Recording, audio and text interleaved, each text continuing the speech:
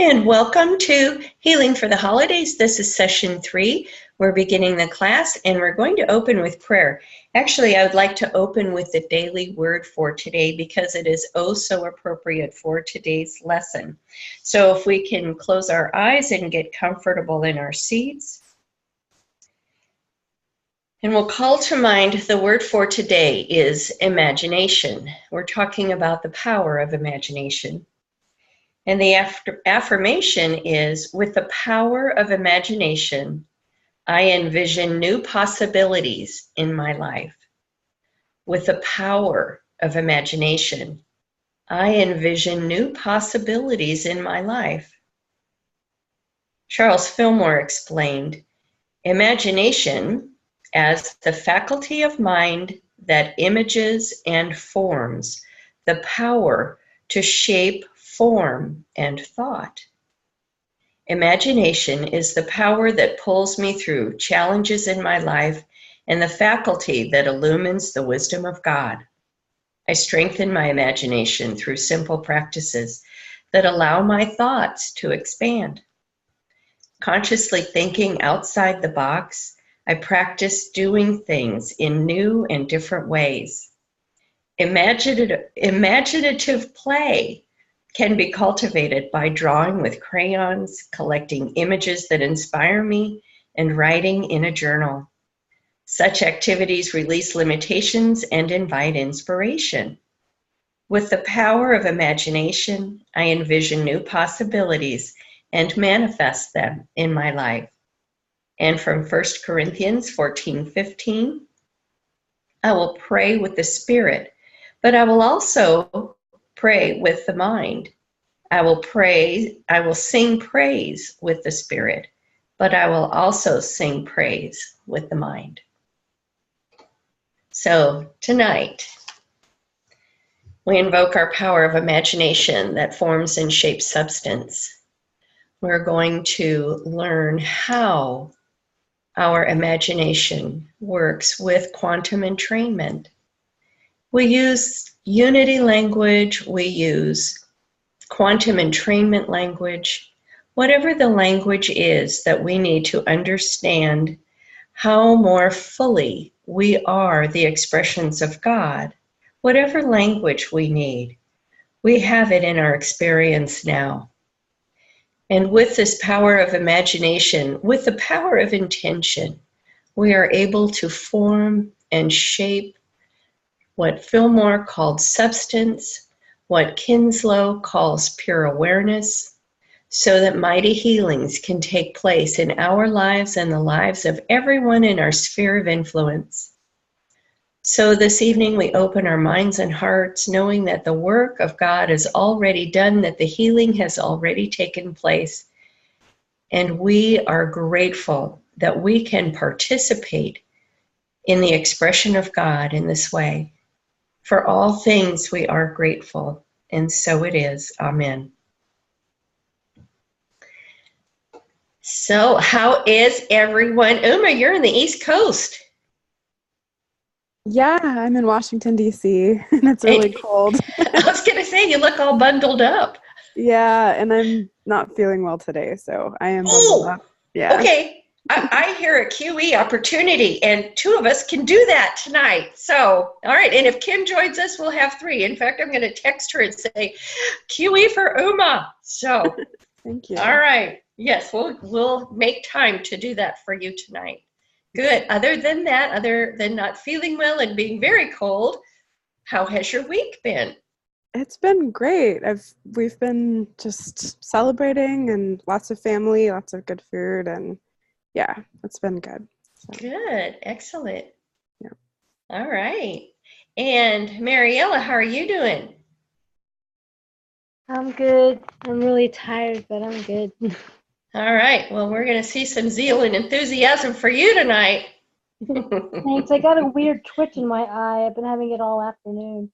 Uh-huh. So, it goes along with being tired. Yeah. I'm like, it needs to stop. Maybe after I sleep. But I'm having a good time with my family. I'm still here. I'm actually in the office sharing it with my dad. So. Great. Yeah. Good. Excellent. Hey, Julie, how are you doing? I'm doing great. We've had a nice holiday. Again, just like everybody, lots of family, and it's been very nice. It's nice. The kids are still here. They're all cooking dinner in the kitchen right now. So. Sweet. Yeah. So they'll be done when I'm done, when I'm finished. Yay. Great. Thanks, Julie. Hey, Jim, how are you? Oh, I'm just splendiferous. Yay. Yay. Did you have a good holiday? Yes. We spent yesterday with his family, and it was just wonderful.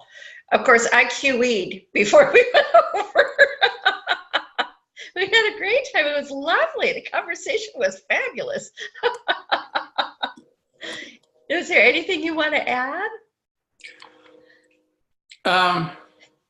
No, I think it was a different kind of Christmas, but I think everyone's healthy, so it's a good Christmas. Yeah, that's good. And how are you, Denise? I am wonderful. This is the first year that my son and his family, we went to them at their home. And so it was really a sweet, I really wanted to give them that opportunity to have their own traditions and their own family. So we kind of popped in about 7:30 a.m. and helped with all of the fun, nothing like children and activities with the holiday. So it was wonderful.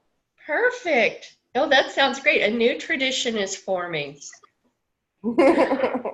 Very nice. Great. Well, are we ready to start class? All right, we did our praying. So we're going to do a quick review of last week, chapters 6, 7, and 8. Any reflections, any aha moments since last session, and then we're going to go over chapters 9, 10, and 11. Did you notice that they were really short? We have a lot of videos tonight, so the information, the number of words was short, but the information in them is phenomenal. And then we'll have a video, and then we'll wrap it up.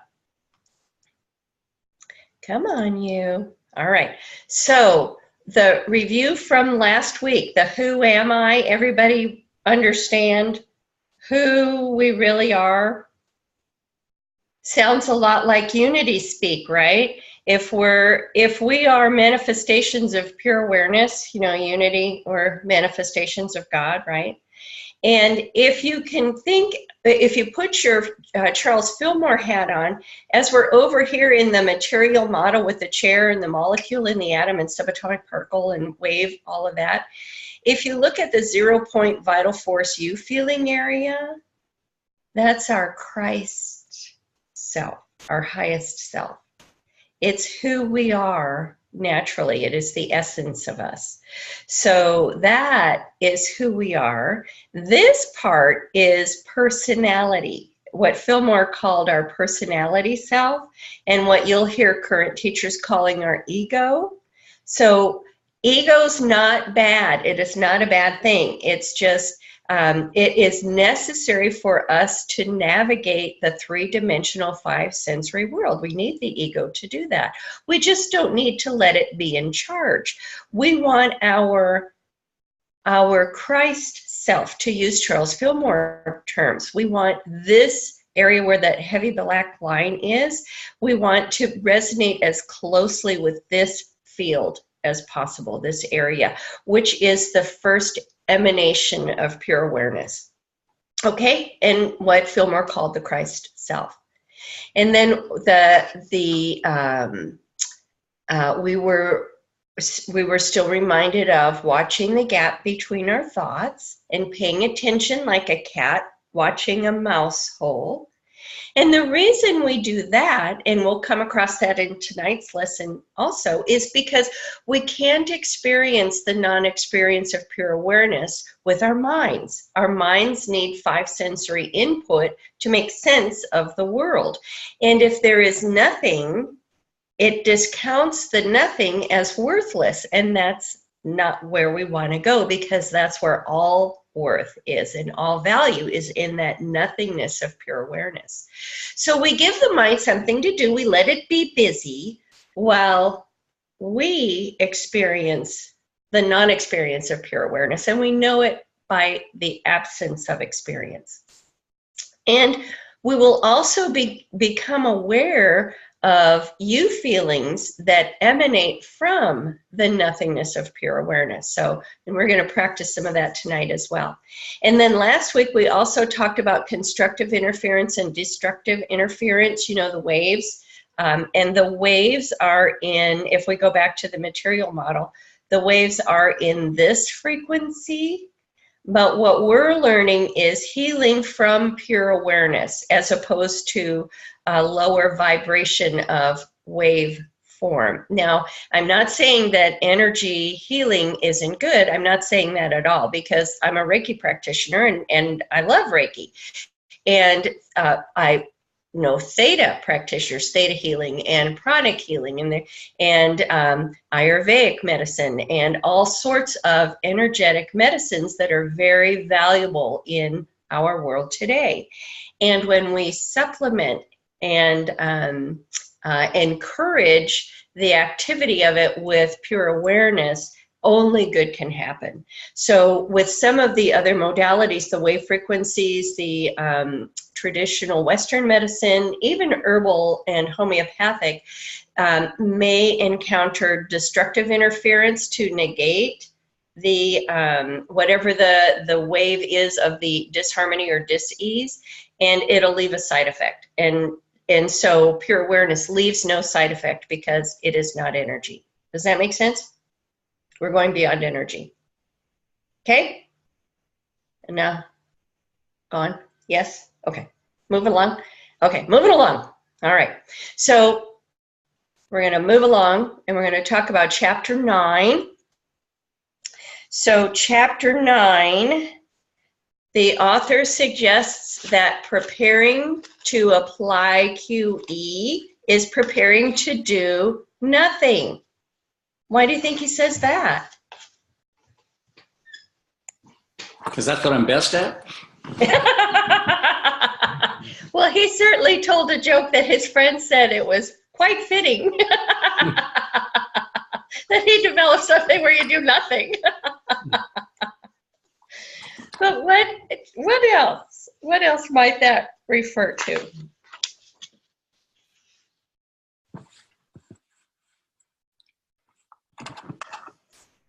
What's below the big bold line? Nothingness. Pure awareness. Yeah, to be in pure awareness. Yes, that's it, exactly.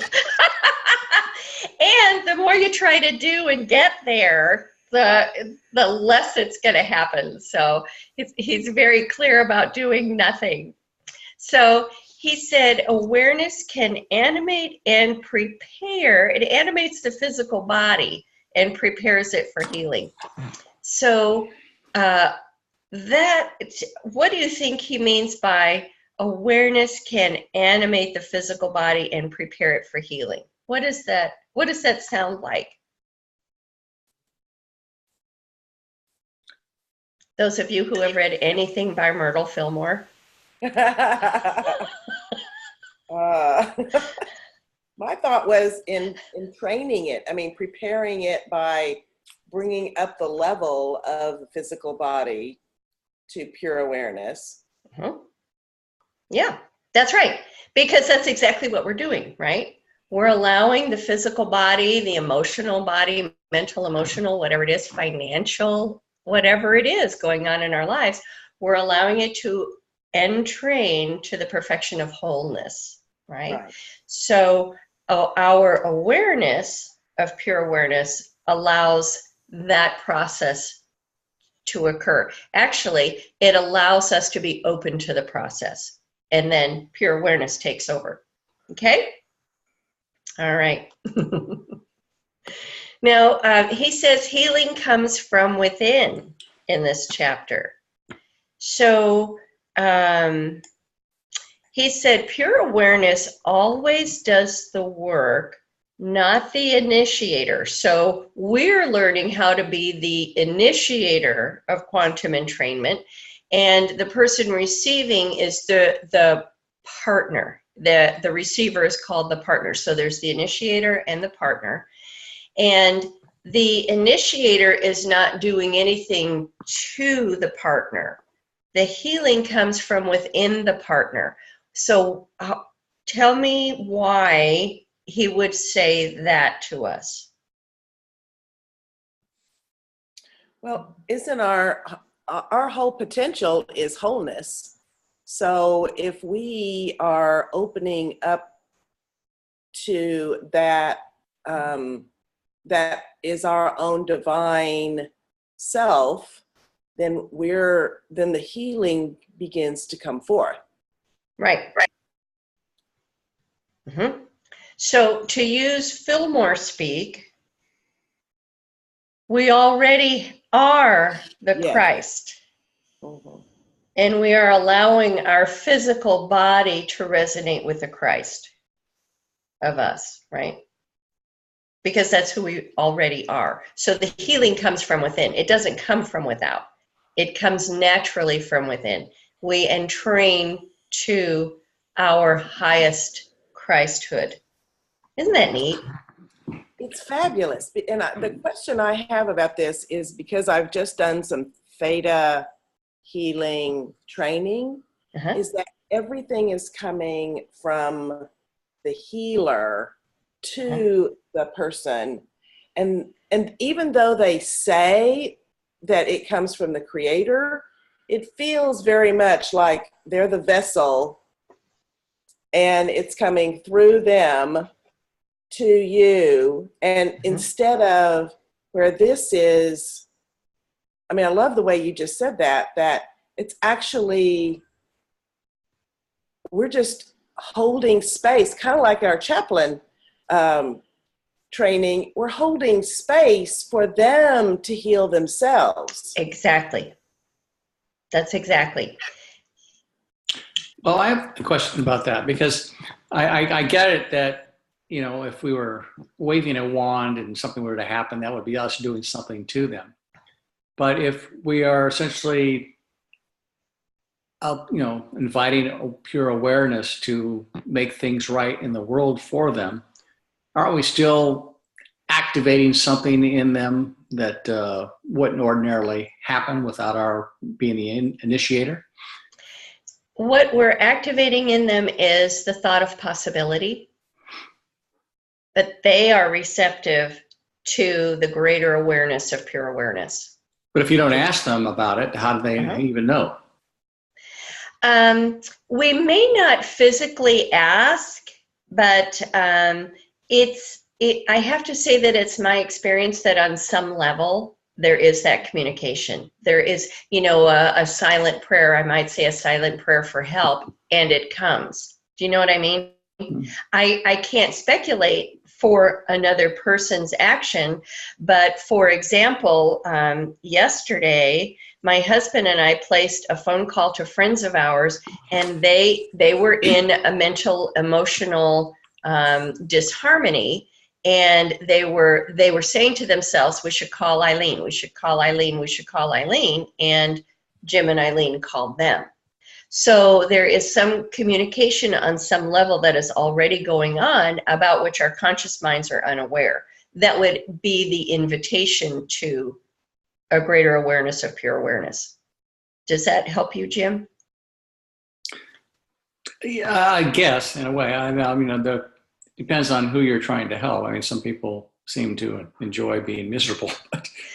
Yes, that's true. There are people with illness agendas. And no matter what we do, you know, we can initiate quantum entrainment and it might fix this little piece, but something else will come up because there's a secondary agenda with those people, constantly wanting attention, constantly wanting the company, constantly wanting whatever it is. And that is true. And that is their free will. That is, you know, they may not realize that they're doing it consciously. And that's not ours to judge. Does that make sense? Yeah. Yeah. Yes. So that comes another question that as you were talking, so if you have this person who has a belief system that is hindering their healing, then does pure awareness and the quantum entrainment begin to deal with that belief system, or is that belief system going to hinder the healing? And that to me, that is a question that I don't really kind of understand. And that is the wonderful line that we walk as QE initiators. We're not doing the healing, so we have no attachment to the outcome. Pure awareness knows what's going on.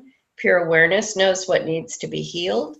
And if pure awareness decides, however that works, that consciousness changing is about to happen or is happening, it'll happen. If for whatever reason the person is going through whatever they're going through and man, they are hell-bent for fury to go through it, then pure awareness will support them in that. Does that make sense? Yeah. Because it's chaplain work. It is. It really, it's just holding people at space and letting the divine work its thing. Yeah. And we get to enjoy the you feeling, and the you feeling is there for the partner, and they are in choice to receive it or not. Usually if someone comes to a quantum entrainment initiator, there is an agreement, an intended agreement that that they are there for healing, and healing will take place. Now, what the healing looks like, the initiator has to not be attached to an outcome. So the healing may be very different than what the initiator thinks should happen. And because the initiator is not doing the healing, am I saying this often enough? The initiator is not doing the healing. Pure awareness is. And pure awareness is the essence of that person. So, Mariella, do you have a hand raised? Yeah, I'm a professional. I'm a student, so I've been in school for a while, and I saw their hand raised. So, going back to the healing, I'm not surprised that we have healing within, because to be honest, if you think about your body, it's pretty amazing. It heals itself pretty well. Yeah. It's magical. It's just from a basic cut, how it knows to go there and clean it up, fix it, close it, heal. And right. It's not surprising to see how it's within us already, and then to have that awareness to heal even more in our body, because it doesn't the film talk about talking to your cells and how you can heal each part down to your single cells inside your body. So yeah, I think like a communication you have to your natural healing, to your awareness, I think. Right? Yeah. Myrtle called it intelligence. Yeah. Yeah. Any other comments about this one? So you're kind of getting the idea why I'm so excited that prayer chaplains know this. Okay, so we're going to do an exercise called the growing finger exercise. And where is it? Here it is. All right, I have to do the sound thing. So one moment.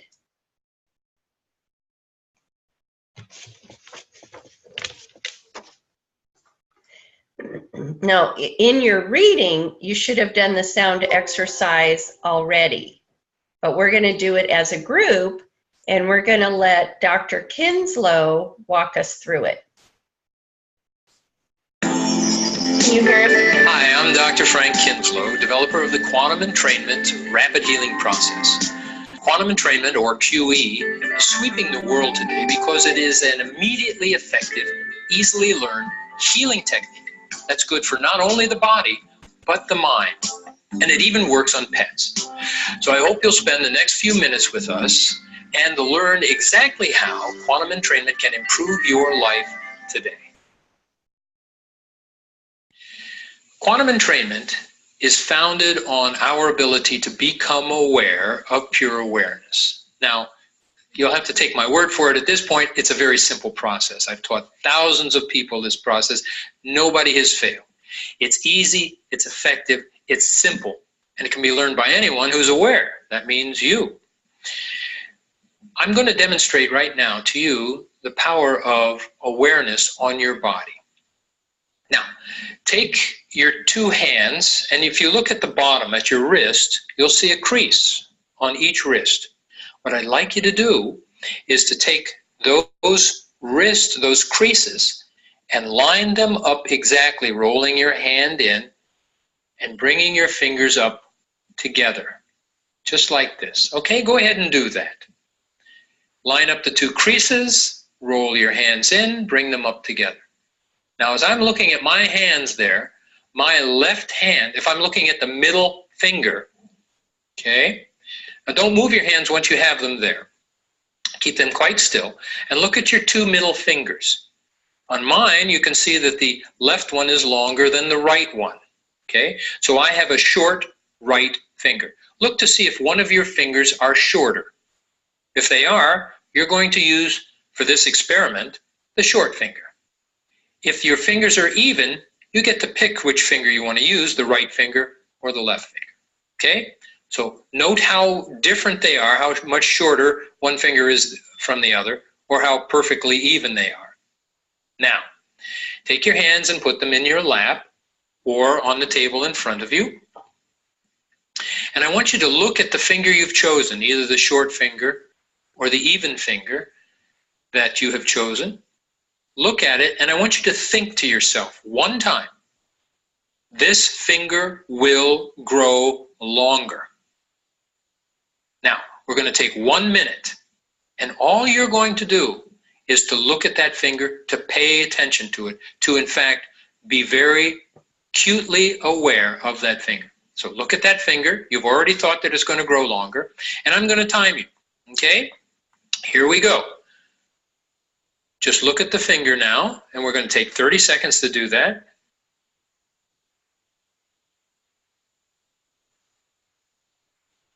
Looking at your finger, not doing anything else, don't move it, just be aware of that finger, anything you feel in that finger. Okay, we've done about 20 seconds so far. You don't have to tell yourself it's going to grow longer again. You don't have to convince anything. I just want you to be aware of the finger.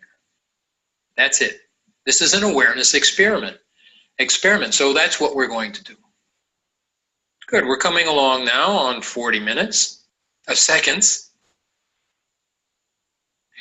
Completely aware. What do you feel in that finger? That's it. Nothing exciting, simply being aware of the finger. And we're coming up on 1 minute. Good. Now, do exactly as you did before. Line up exactly the two creases at the bottom of your hand and bring them together. And what do you have? Surprising, isn't it? Amazing. Look at mine. It went from quite a bit shorter to quite a bit longer. That's it.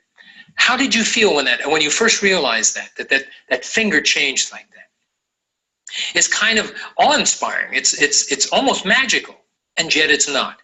It's the most common thing that we can have as human beings, and that is that we can be acutely aware of something. Instead of letting our minds wander and just sort of bounce around throughout the day, that's a kind of common consciousness that 99% of the human race falls prey to. This is a more focused awareness. Now, this is not quantum entrainment, but this is an inkling, just the beginning of the kind of changes that you can make in yourself. Quantum entrainment will make major changes in terms of your health and your social well-being, your financial well-being. It's very, very simple. Learning the quantum entrainment technique, anyone can do it. You can work it on animals. It doesn't require belief, just like this. Simple awareness is what does it. If you'd like to know more about the quantum entrainment process, then please feel free to contact us. For more information about quantum entrainment, His quantum entrainment is on the kinslowsystem.com. It's no longer on quantumentrainment.com. So kinslowsystem.com. And I put the YouTube, so you'll get the YouTube when I send out the PowerPoint at the end of the class tonight. Okay, so what did you see? What did you hear? Well, mine. Sorry. I was saying, when I was reading the book and tried it, it worked fine. This time it didn't. There was no change for me, so I don't know. So when you say there's no change, had it changed from, you know what, I'm going to stop sharing so we can see each other better for right now. Well, had it changed, it changed the first time when you did it through the book. Did it stay? Yes, it has stayed, yeah. Uh-huh. Okay. It just didn't change anymore this time around. Uh-huh. So I guess it's a good thing people might start getting offended. It's my middle finger. Yeah, that's good, honey. Anybody? That's interesting that it didn't change. You should have tried the other hand. Okay. Anybody else? Mariella? Yeah, I remember doing this before, and it did look a little bit longer like it did before. It seems like every time I have done it, it has changed. I almost forgot about it, and then I was like, growing finger, and then you started talking about it. I was like, oh, that. Mm-hmm. So I remembered, and I just remember thinking, I was looking at it, and I was like, oh, look, it's darker on that side of the finger. That nail looks like that, and it's like it was getting to know the finger itself, kind of noticing the colorizations, the smoothness, the rough parts, everything like that, just the whole time. Yep. Good. Excellent. Anybody else have an experience?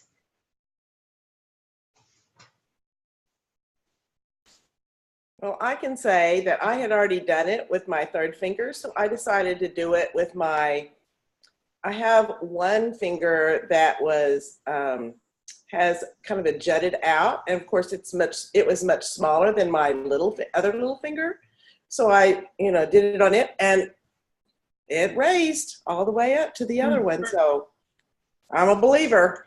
It is. It's focused awareness. So what we're learning, and the reason why it's taking so long to get to quantum entrainment is that we're learning focused awareness. Okay?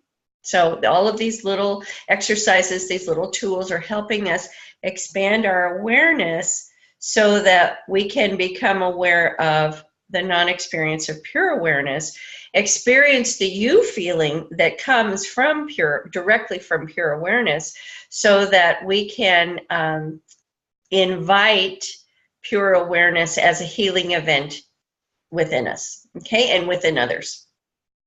Okay, anybody else want to share?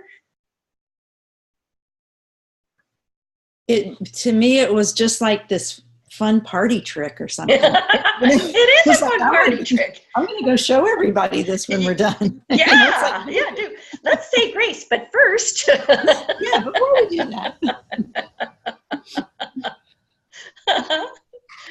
Okay. All right. So I'm going to share the screen again.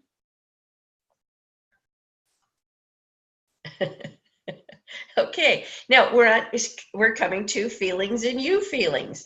So we want to differentiate between feelings and you feelings. So we just had this exercise in focused awareness. We were really aware of our fingers, and now we're going to open up that focus a little bit, and because we want to deepen and broaden the non-experience of pure awareness so that we can experience the you feeling that emanates from it. And so the first question is, in your reading, do you remember what he said about you feeling? What is a you feeling?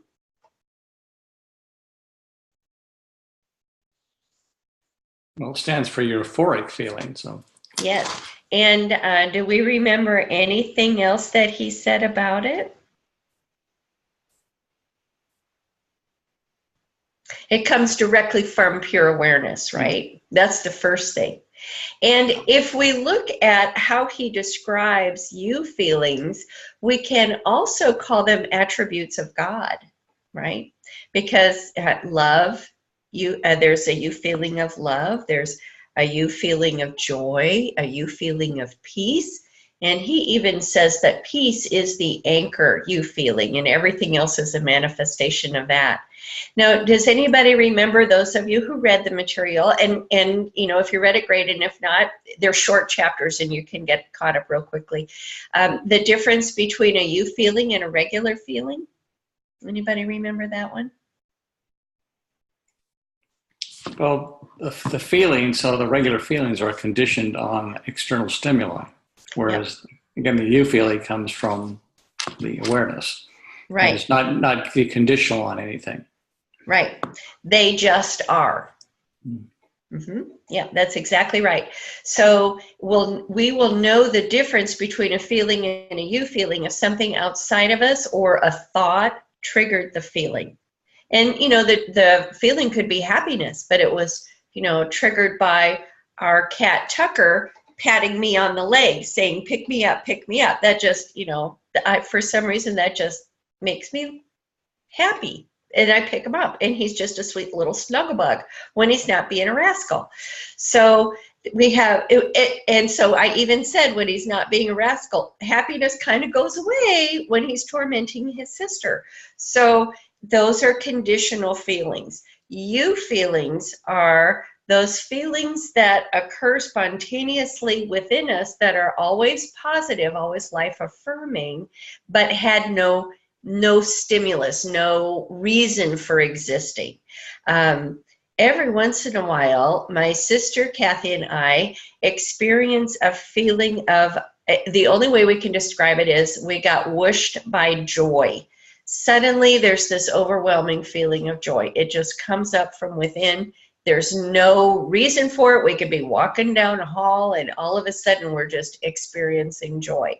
So we're going to start differentiating between. Now, you feelings tend to be a lot subtler in our current state of awareness. So in this class, we're going to start paying attention and expanding our awareness to the you feelings.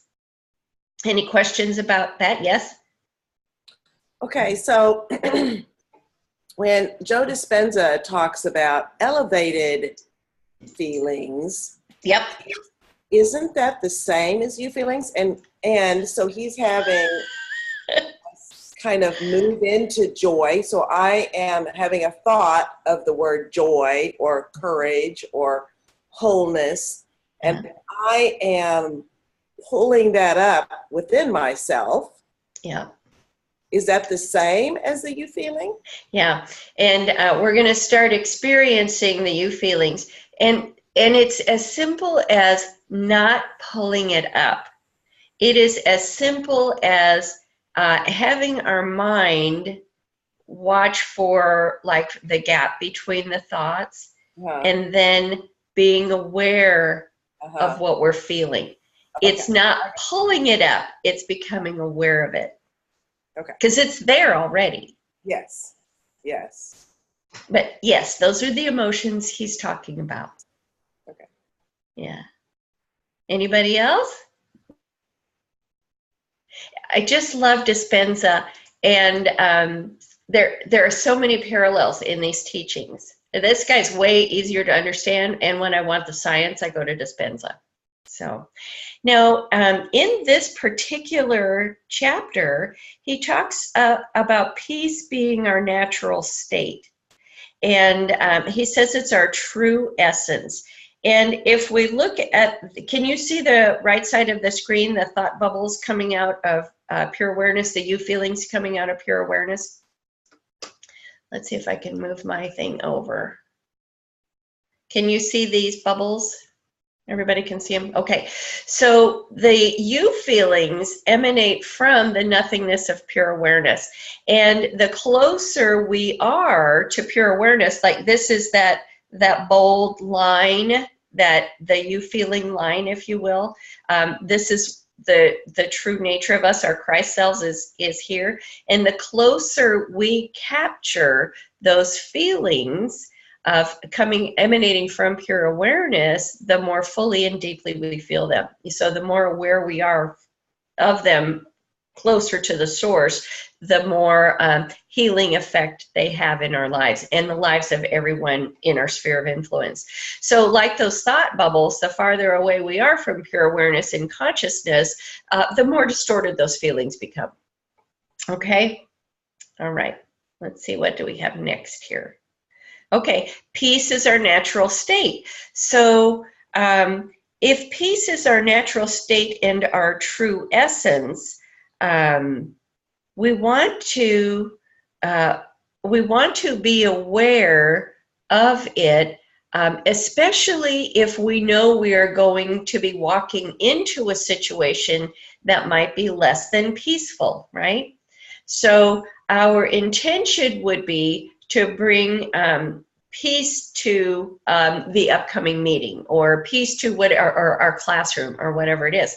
So as we're initiating quantum entrainment, we would state very briefly an intention about peace in this meeting, and then we allow ourselves to experience peace emanating from pure awareness and just let that flood us.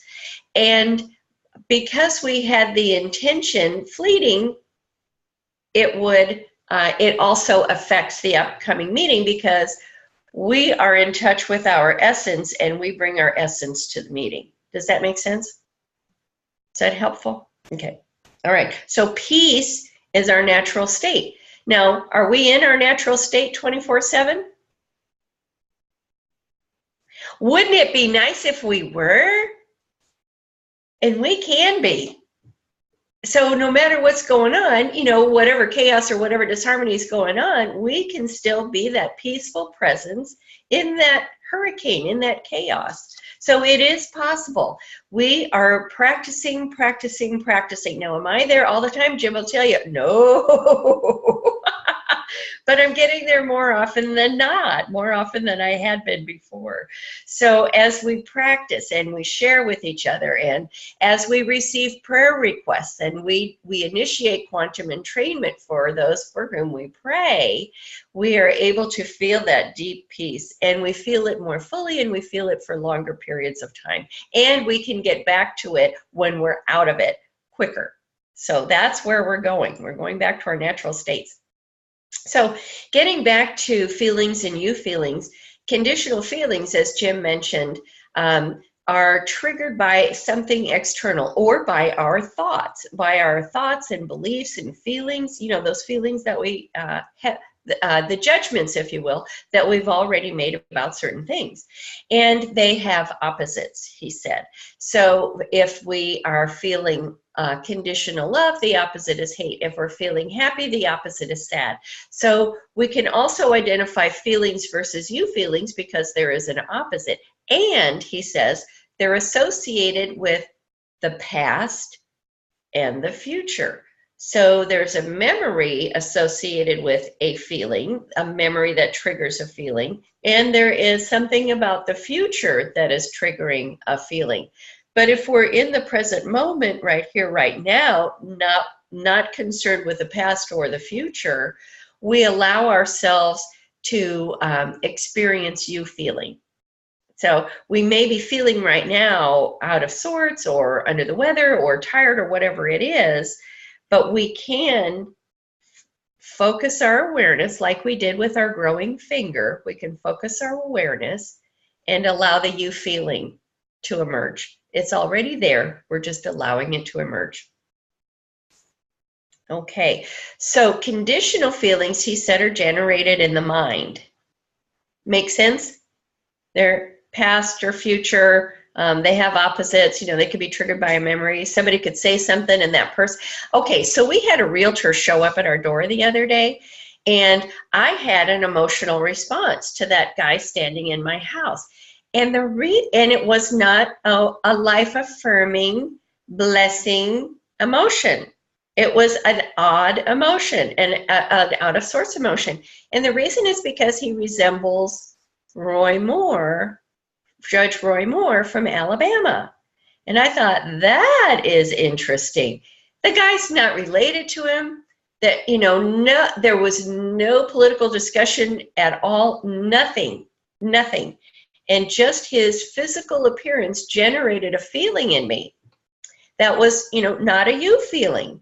So we want to be careful as we're feeling our feelings to determine if they are conditional feelings. That was totally generated by my mind, right? Totally generated. And it was from a past experience. TV news, newspaper articles, whatever it was, totally made up and a fantasy. It was a fantasy. So we want to be able to differentiate. We want to be able to sort through what's real and what isn't real anymore.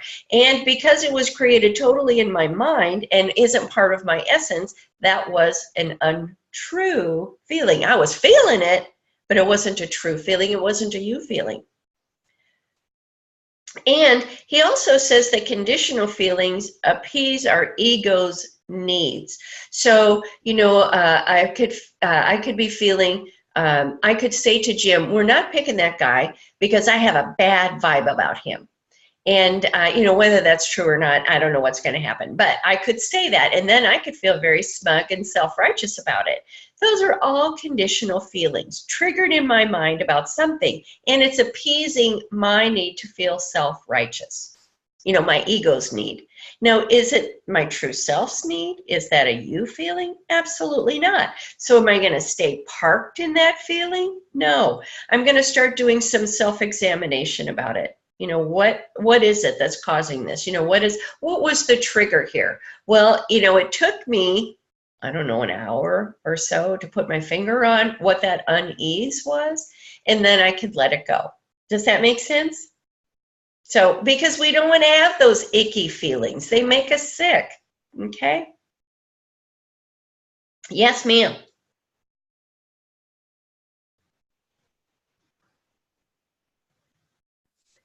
It's hard to unmute fast.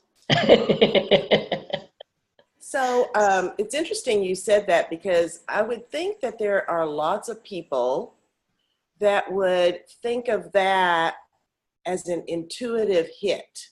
Mm-hmm.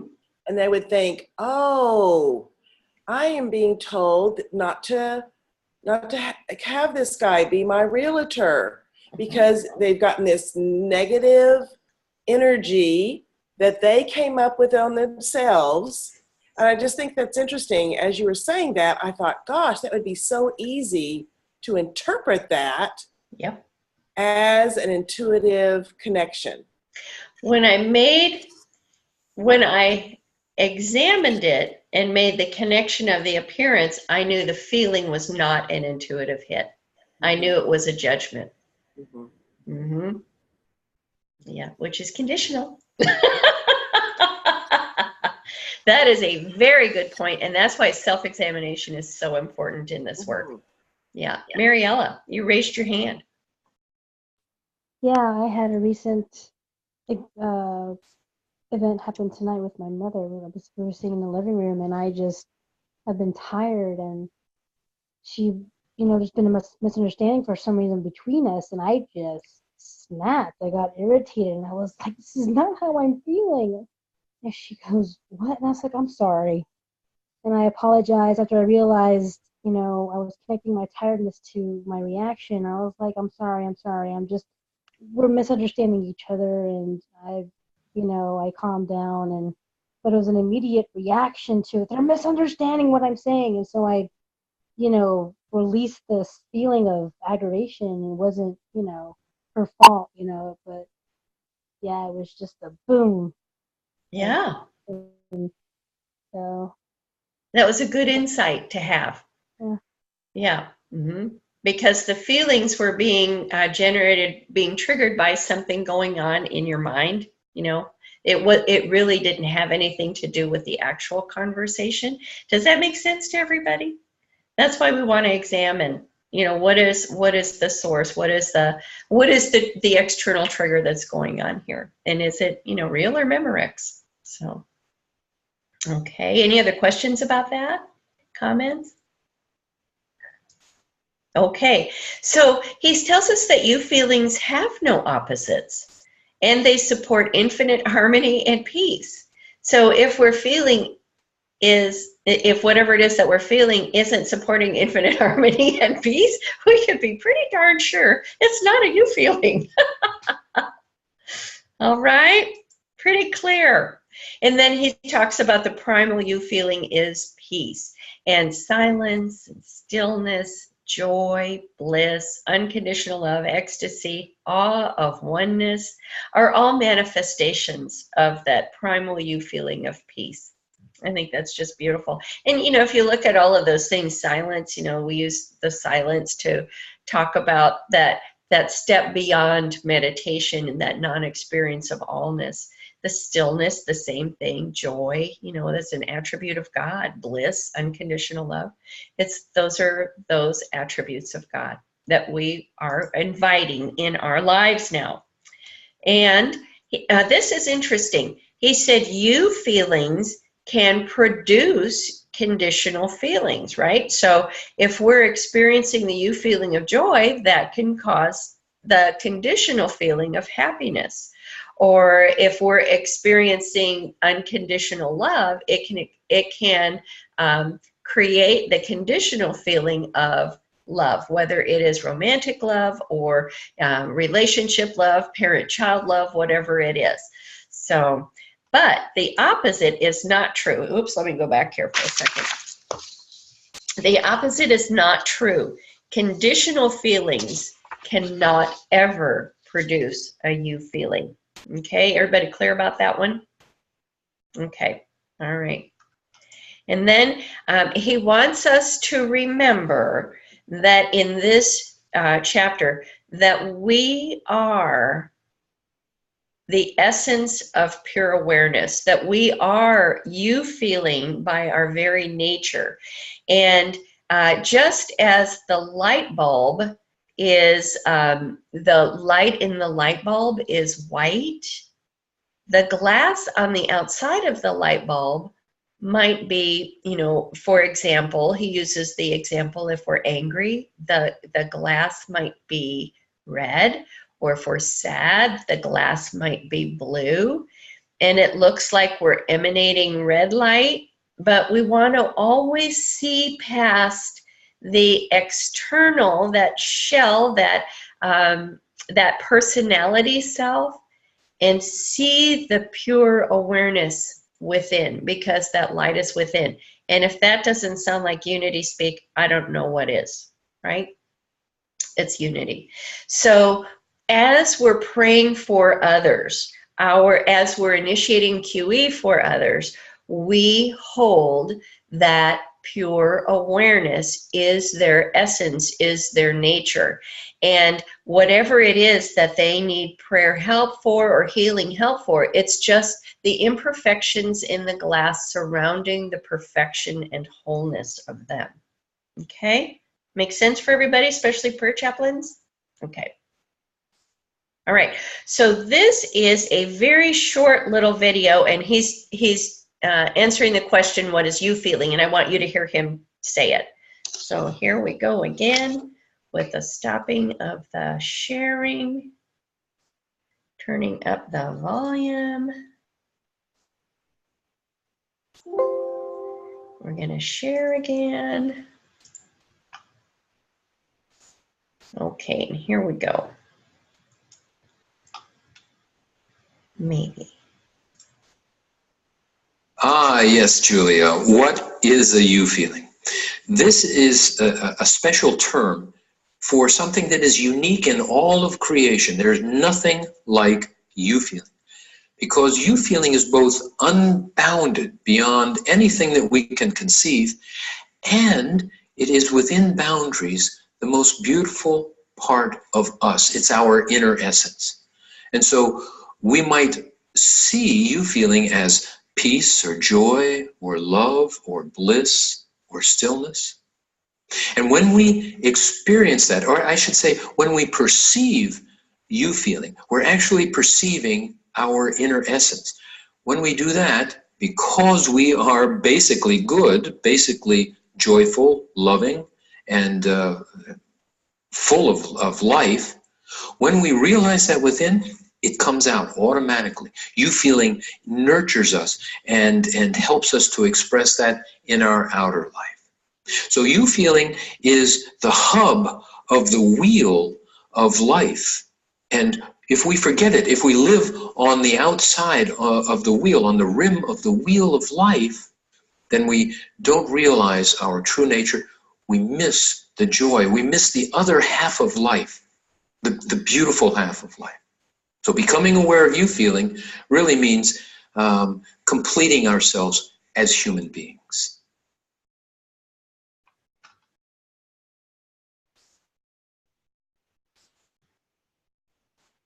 Any questions about that? His description of you feeling? Good? Moving along? Moving right along? Okay.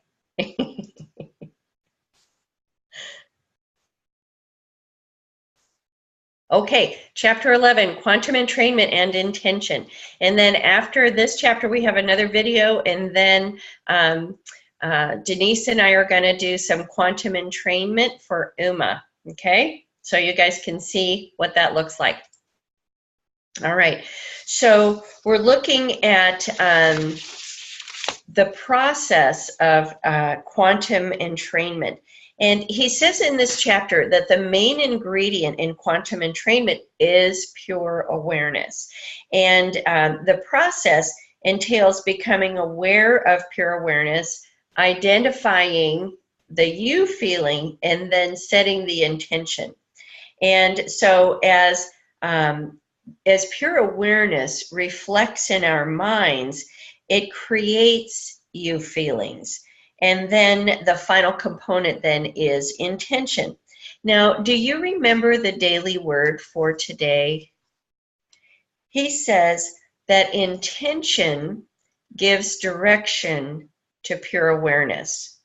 That it's, let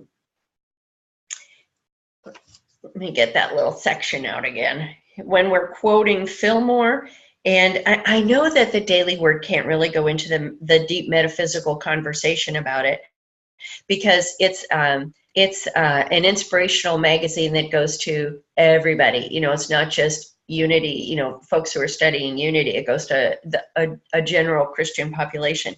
But when Fillmore said, it's the faculty of mind that images and forms, the power to shape form and thought, he's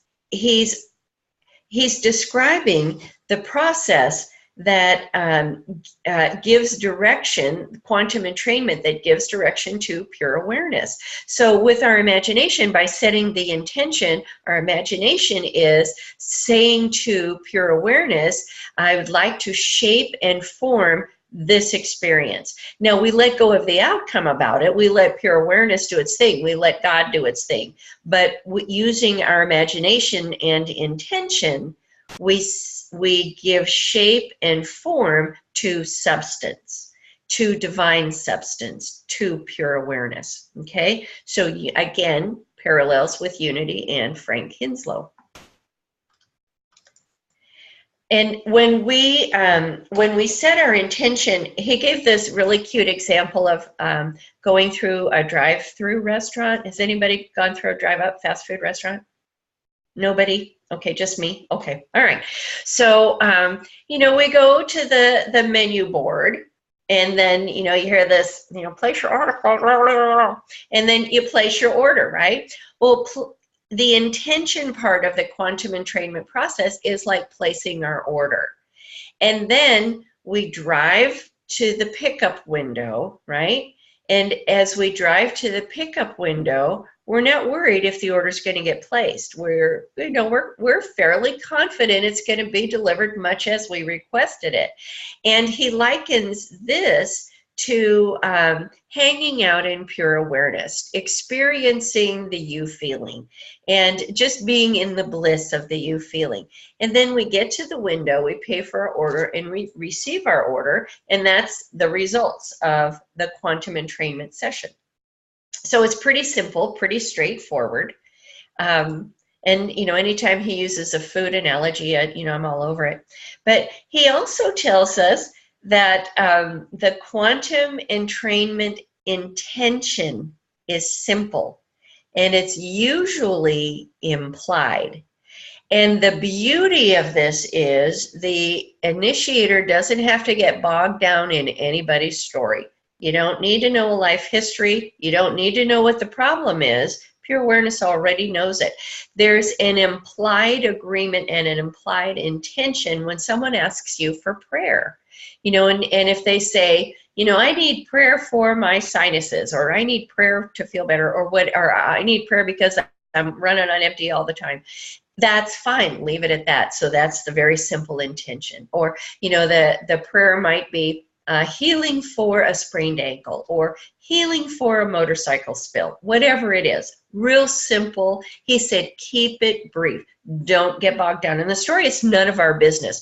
And that'll become especially important when someone has an emotional request for healing. So you don't want to get into the story. And it's so liberating that we don't have to be involved, because we're not doing anything to the person. We don't need to know the story. Pure awareness already knows the story, and we let pure awareness do its thing. Does that make sense? Okay.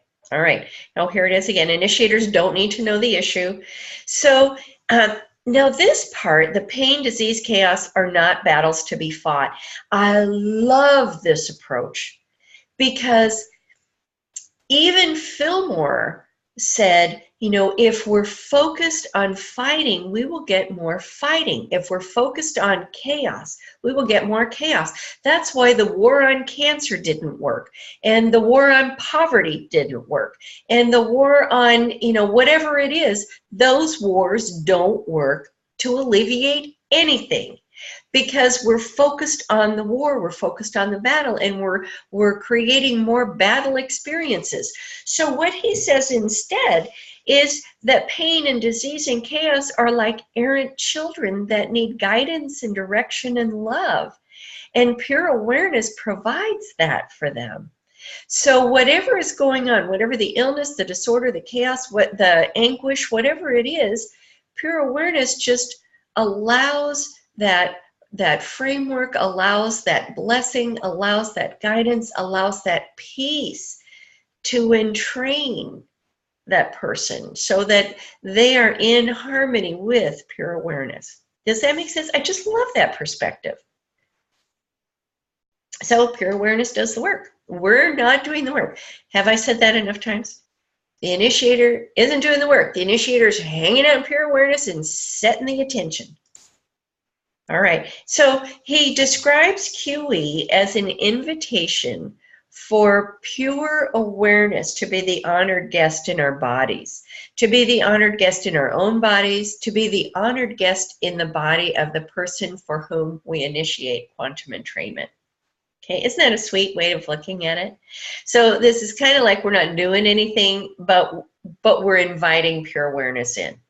Okay, and the person that we initiate quantum entrainment for is either inviting pure awareness or not.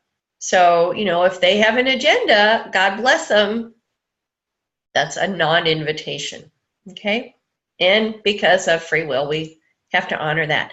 So I think before we do this, it's a 5-minute video, and it's about intention and the 5 states of awareness. And after this one, I want us to do that little session on UMA. Okay, does that make sense? All right, here we go again. It's a little cumbersome, and I apologize for the cumbersome.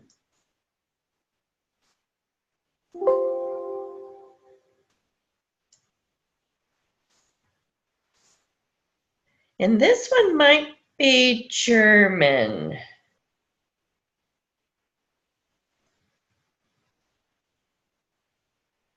There's one that has German in it. This might be it.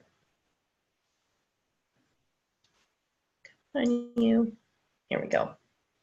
Like the field of healing is in chaos. So wie der Bereich des Heilens im Chaos ist, Can you hear the English part? so auch ist es mit der Idee oder der Sache der Intention. When I wrote Quantenheilung, Als intention was a very important thing. ich Quantenheilung schrieb, war Intention eine wichtige Sache. People were talking about it around the world. Überall wurde von Intention gesprochen, rund um den Globus. So I thought I should do something about that. I should show them that it's very simple. Und dann dachte ich mir damals, ich müsste was damit tun und aufzeigen, dass es ganz einfach ist. If I were to write that book today, I would leave out that chapter on intention. Wenn ich das Buch heute wieder schreiben würde, würde ich glatt dieses Kapitel mit der Intention rauslassen. You need to know this about intention.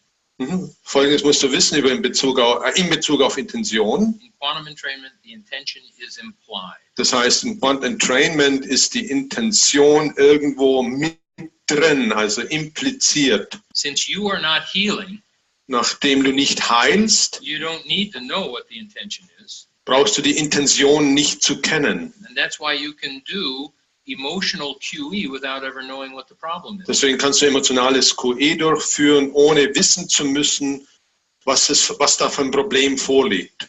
The creative genius of the universe, Das kreative Genie des Universums, you feeling takes care of all of that. das Eu-Gefühl, das kümmert sich um alles. Now, I'm writing a new book. Ich schreibe gerade ein neues Buch. Guess what the topic is? Was glaubt ihr, worum es da geht? Intention. Um die Intention geht es da. Just like we have QE awareness, we have QE intention. So wie wir QE Gewahrsein kennen oder haben, so werden wir QE Intention kennen oder haben. And we actually teach that QE intention in the intensive awareness work. Und diese QE-Intention, die unterrichten wir auch innerhalb des Quantum Entrainment Intensive. Ja. Let me say this. Wait. Momento. Let me say this too. Becoming aware of you feeling. Sich des Eu-Gefühls gewahr werden. Up here we have waking state, dreaming state, sleeping state. Da oben haben wir ja den Wachzustand, den Traumzustand und den Schlafzustand. Those are the three major states of awareness most people are aware of. Das sind die drei, kann man sagen, Bewusstsein oder Gewahrseinszustände, die die meisten Leute kennen. Those are the three major states. The fourth one, das sind die drei Hauptzustände. Jetzt gibt es einen vierten. is the experience of pure awareness. Es ist der Zustand der Erfahrung des reinen Gewahrseins. This is not Frank's philosophy. Und das ist jetzt nicht Franks Philosophie, This is science. sondern das ist Wissenschaft. And I won't go into to how this lays out at this point, just because of time. Ich werde jetzt nicht auf die Details eingehen. So we have four distinct states of awareness. Go ahead. Also 4 unterscheidbare Zustände des Gewahrseins. But when we are aware of pure awareness and you feeling and what's going on out Und wenn wir here, des reinen Gewahrseins gewahr sind und des Eu-Gefühls und dessen, was sich da oben abspielt,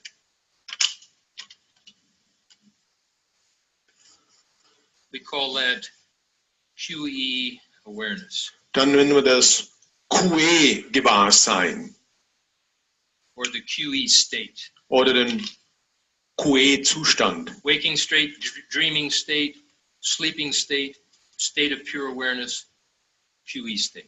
Also der Wachzustand, der Traumzustand, der Schlafzustand, der reine Gewahrseinszustand und QE-Gewahrseinzustand. Take a second, become aware of you feeling. Nimm dir einen Moment Zeit und gewahre dein Eu-Gefühl.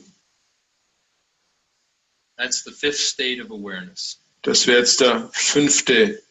Zustand Pure awareness des Gewahrseins. and waking state together.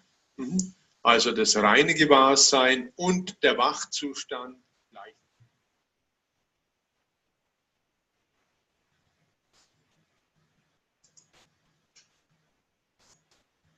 Did you enjoy the German? Anybody understand German?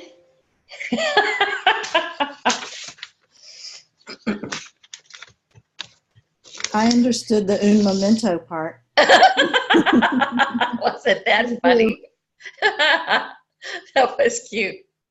So, hey, in these states of awareness, where we're going is the pure awareness and quantum entrainment state. And this is a demonstration.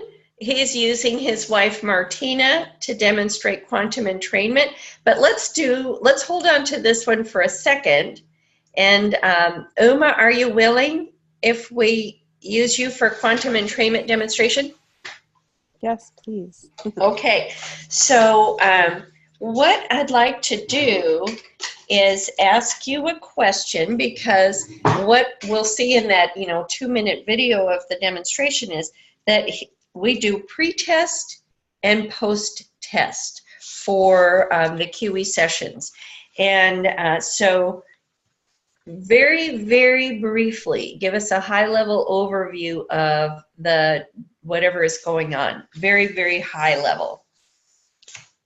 I hope this is a high-level assessment. I mean, I'm just feeling feverish, so Okay. I have chills.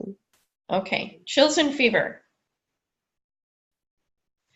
On a scale of 0 to 10, 10 being take me to the hospital because I'm going to burn up or explode or whatever, where are you on that scale?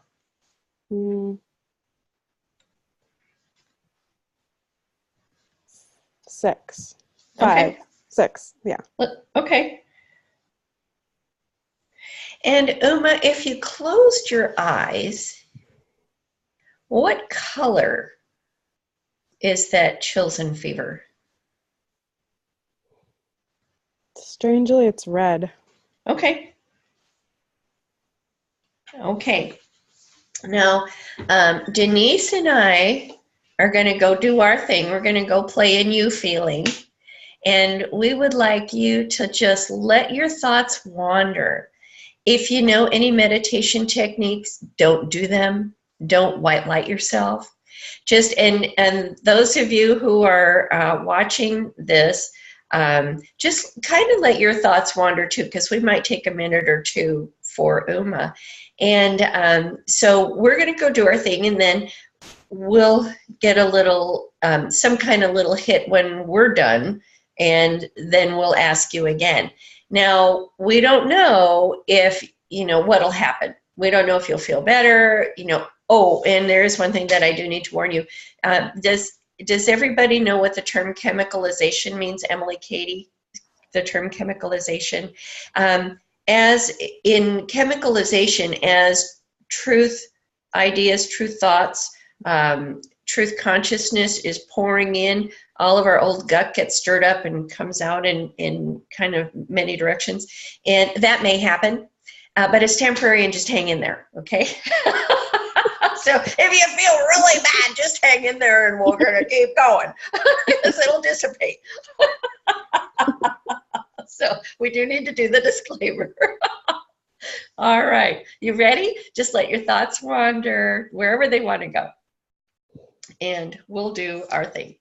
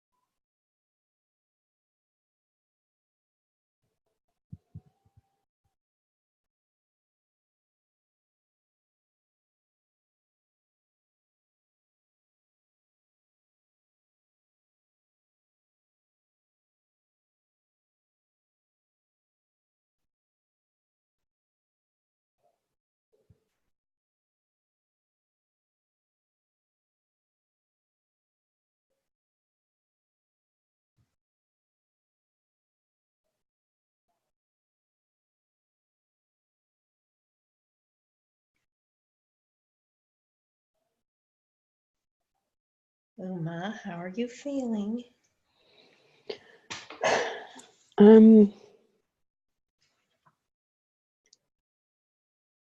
Physically similar, but I felt almost immediately waves of you feeling, especially at the beginning, and sort of like emotion, like sort of like a desire to cry, and then underneath that, like there was a you feeling underneath it, and then I was trying to not try to do anything with it. You know what I mean? I was like just really trying not to go into that, or you know what I mean. But yeah, that's what was there. So on a scale of 0 to 10, you're still about a 6?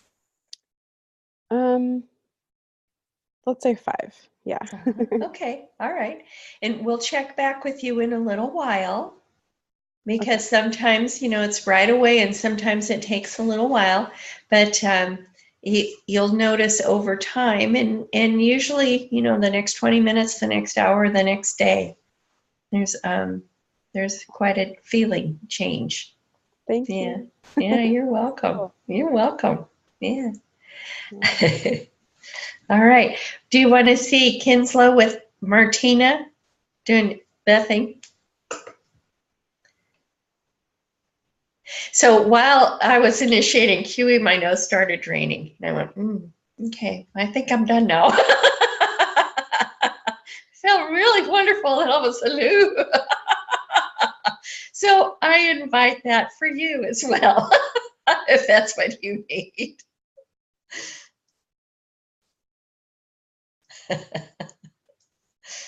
Okay, here's Dr. Kinslow again. Oh.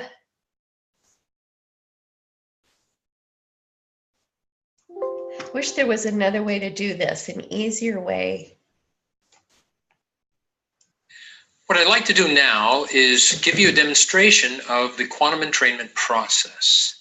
We're going to work on a very simple problem, but it'll give you a chance to see how quickly and how powerful the quantum entrainment process is. Now, to help us with the demonstration, I'm going to have Martina join us. Martina, if you would. And Martina has... I need to pause here because he's very familiar with Martina because they are married. So, you know, he turns her and touches her chest. And when I first saw it, I went, what? But that's his wife. So he uses very familiar body language with her, just so that you know. Told us that she has a sore shoulder. Now, your shoulder is sore up here? More like right in here. Okay, good. Now, what we're first going to do is I'm going to put her through a range of motion to see if it's restricted in any way, something that you can see a pre and a post, see it before and after. All right, turn that way and rotate your shoulder around, and let's see how it goes. Okay, there we go. And I think you can see, let's turn you this way. Okay, do it again. So there's some restriction. I can see it here, but that's our before. Now, the pain is, soreness is in here. Let's grade this problem 1 to 10. 10 would be absolutely terrible, and 0 would be no problem at all. 7. Okay, so this is a pain and restriction about a 7 out of 10. Okay, now I'm simply going to start the QE process, which means I'm just going to experience pure awareness. And because I have a human being here with me that's in resonance with pure awareness, it's going to spill over, and we're going to find harmony in her body, the result, and we'll see if it makes a change on her shoulder here. All right? Let's go right ahead. Now, what you need to do for me, Martina, is to just let your mind wander wherever it wants to go.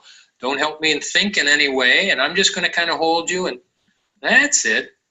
Good. All I'm doing is experiencing pure awareness, and you can see that it's already taking over her body. This deep relaxation or deep rest that's so healing is very, very peaceful. And you can actually see that on her face. As I look at her now, her face is very peaceful. Now, she's not going into a trance or anything. You can talk to me, yes? Yeah. How are you feeling? Relax. Relaxed. And relaxation is the body's reaction to peace, and peace is the reaction to quantum entrainment. So we have a very nice thing. I'm just going to touch right here a little bit I've got you. Don't worry, you won't fall. This wobbling is quite common as the body just is overtaken by this deep rest. Okay, good. Very good. All right. Excellent. All right. Now I'm going to let go so you stand up on your own there. Good. Okay? Good. Now, let's do the range of motion first. Let's try moving that shoulder around. Good. Let's turn you this way. I'm not sure that they can quite see that. Ah, yes, yes, yes, yes, yes, yes. Okay, so you'll see the shoulders moving in closer to the ear here. It's easier. How's it feel in there? Oh, much looser. Much looser, okay. And you also had some pain in this area, as I remember. How's that feel right now? Almost nothing. Okay, very good. So now grade that 1 to 10. It was a 7 before. 2. A 2, okay. Now the really neat thing about this is that it may be a 2 or a 1 now, and 20 minutes from now it can be a 1 or a 0, and tomorrow the problem can be totally gone because the healing is going to continue for the next day or 2 or even 3. So thank you so very much for helping us out to demonstrate the quantum entrainment process. And if you have any questions or you want to know more about quantum entrainment, then feel free to contact us. And that's Kinslow's system again. So we're going to stop sharing so I can turn the volume down.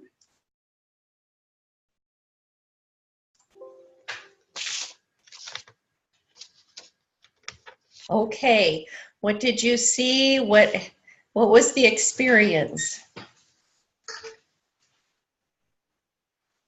With either the demonstration here or with Kinslow's. Now, Kinslow is very aware of pure awareness, and we're still working on it. And quantum entrainment is as good as the initiator's awareness of pure awareness, right? Yeah. Mariella. And when I observed you and when you guys did Denise, into your part, Denise, and when you guys went into that your part of your awareness, and then I saw the other person, I saw both parties and how they were in their stance, their facial expressions, and I could see both how you and Denise both seem to have synchronized in your peacefulness and your connection, and then eventually I saw it over to Uma. So it was kind of like everybody at some point connected all together. It just became one huge experience, and I thought that was kind of cool. Yeah, kind of like there's no space or time in God mind, huh? Is that what that is? Is that the QE where you go into your awareness and your higher self with, and then it connects to that other person that needs that QE? There's no need to connect. It's all one. There's no need to connect anywhere. I mean, there's that oneness that everybody goes into. That's what I mean. Is it you go into awareness and then they go into awareness and it just becomes this one huge oneness? Well, we go into awareness and it just heightens it for the intention, for the receiver. Mm-hmm. For the receiver. Yeah. Okay. Yeah. Well, you can understand what I mean, but it just seems to me that it was all like one experience, that everybody just kind of went into that awareness or that heightened awareness. Yeah. Together, it seemed like. Yeah, it's kind of fun, isn't it? It is a lot of fun to meet up in God like that, because what we're doing is getting closer to that big solid bar, that you feeling bar with the material model with all the chair at the top and the waves and molecules and all of that. We're getting farther away from the chair and closer to pure awareness. And as we get closer to pure awareness, the person receiving, the partner, is experiencing the result. Yeah. Yeah. So I'm feeling different. What are you feeling now? I'm not cold. Not super warm. I had a lot of layers on, and yeah, now I'm feeling a lot better. So wow. Even just watching the video, actually I've been sort of feeling it coming down over the course of the class, but even just watching the video, I was having just, I don't know, I guess you feelings, I don't know what it is, but right now in particular, there's a lot of emotion that's there. Mm-hmm. Uh-huh. Yeah. Like it's gratitude, but I think it's something else. I think it's like coming down into self-compassion, because when I'm not feeling well, it's like everything gets very, I don't know, on some level I'm beating myself up for not feeling well. Mm-hmm. Yeah. And then I think when you're in a field of compassion, there's a softening. Oh, So, yeah. Mm-hmm. Yeah. Yeah. Great. That's beautiful. Okay, so I have to tell you what happened last week. Tuesday of last week, I had a sore throat. I don't know if you guys heard it in my voice, but I had a sore throat. And Wednesday, I woke up with laryngitis, and I had to sing a solo Wednesday night at Unity Church in Reading. So to cover my mortal bottom, I emailed the music director and said, just a heads up, I woke up with laryngitis. I said, I expected to resolve by 4:30, but if not, we need to have a plan B. So I texted my sister, and I texted our friend and those folks who graduated from the other QE class. And I said, can you help me out with this? And by the time my solo came, I was able to sing it. Now, it wasn't my finest singing voice, but I was able to hit all the notes, and there was no cracking, and, you know, it all went fine. So it's pretty amazing stuff. So, all right. Any comments about that? And I was there. Jim was there. He was the witness. He was the witness to the whole thing. Yeah, it's pretty amazing to go from sore throat through laryngitis and have a voice all in 24 hours. Yeah, pretty cute. Okay, so what I would like to do is walk you through a pure awareness meditation, okay? All right, it's in the book. It's the last chapter in the book, and I want to walk you through it so that when you listen to it. Now, when I gave you guys access to the Dropbox, was the pure awareness meditation in that as well? Yeah? Okay. All right, good. So your homework assignment is to do the gate technique and the pure awareness meditation this coming week, okay? And then I think the next, whatever the next 3 chapters are. Not on that paper, but we'll get there in a minute. Okay, so Eileen, are we going to do David? Yes, let's do David. We're going to do one more quantum entrainment because David has been in and out of illness. David is Denise's husband, and we got permission to initiate QE for him. Okay, so she's going to go check with him, get his number, you know, and if he can do a color and so on. So the book talks about quantum entrainment in person, you know, if the person is there with you. And then there's a chapter on remote QE. We're going to learn remote QE first.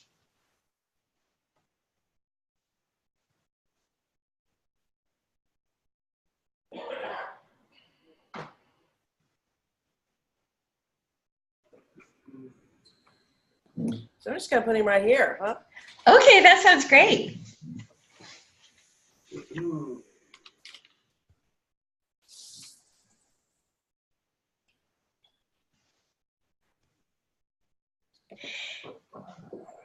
Hey, David.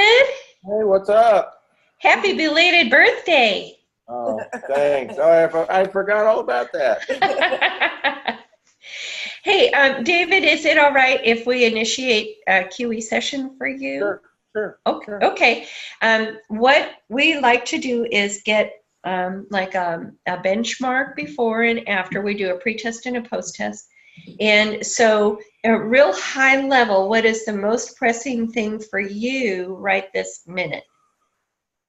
Probably some sinus pressure in my head. Okay.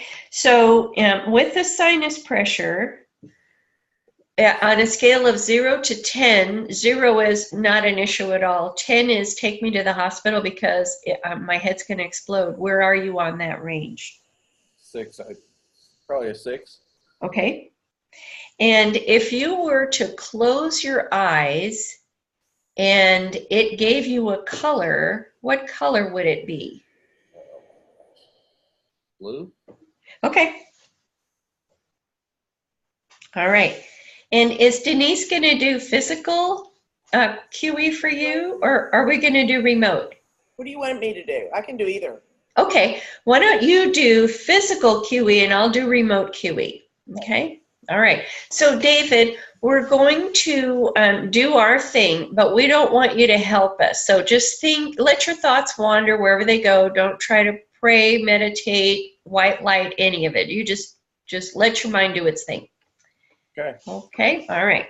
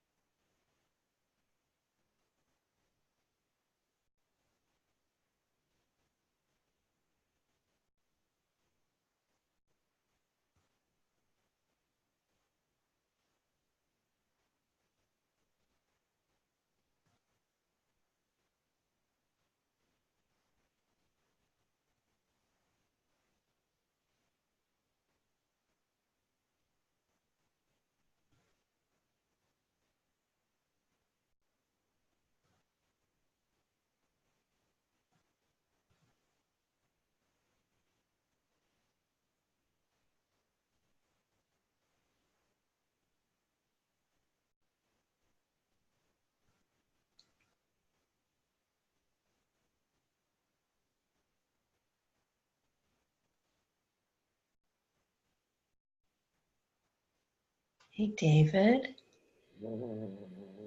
How are you feeling? I feel better. On a scale of 0 to 10, you were at a 6.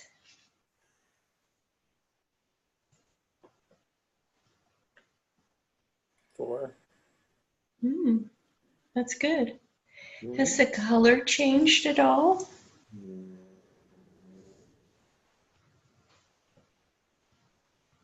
Seems like it's going to green. Oh, that's good. I love green. It's my healing color. Great. Well, oh, you know what, David? I forgot to mention that it might feel worse before it felt better. So, but we've already crossed that bridge, so you're good.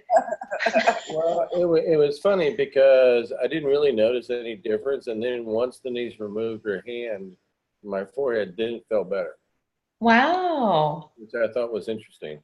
Uh-huh. Uh-huh. Interesting. Yeah, great. Well, we'll have Denise check in with you in about, 20 minutes or so Okay. before we end the class. It's going to continue to work. So over the next, minutes, hours, 2 to 3 days, you should start feeling really good. Okay? Okay. Good to see you, and thanks for letting us demonstrate this on you. You can experiment on me all you want. Okay, great. Thanks, David.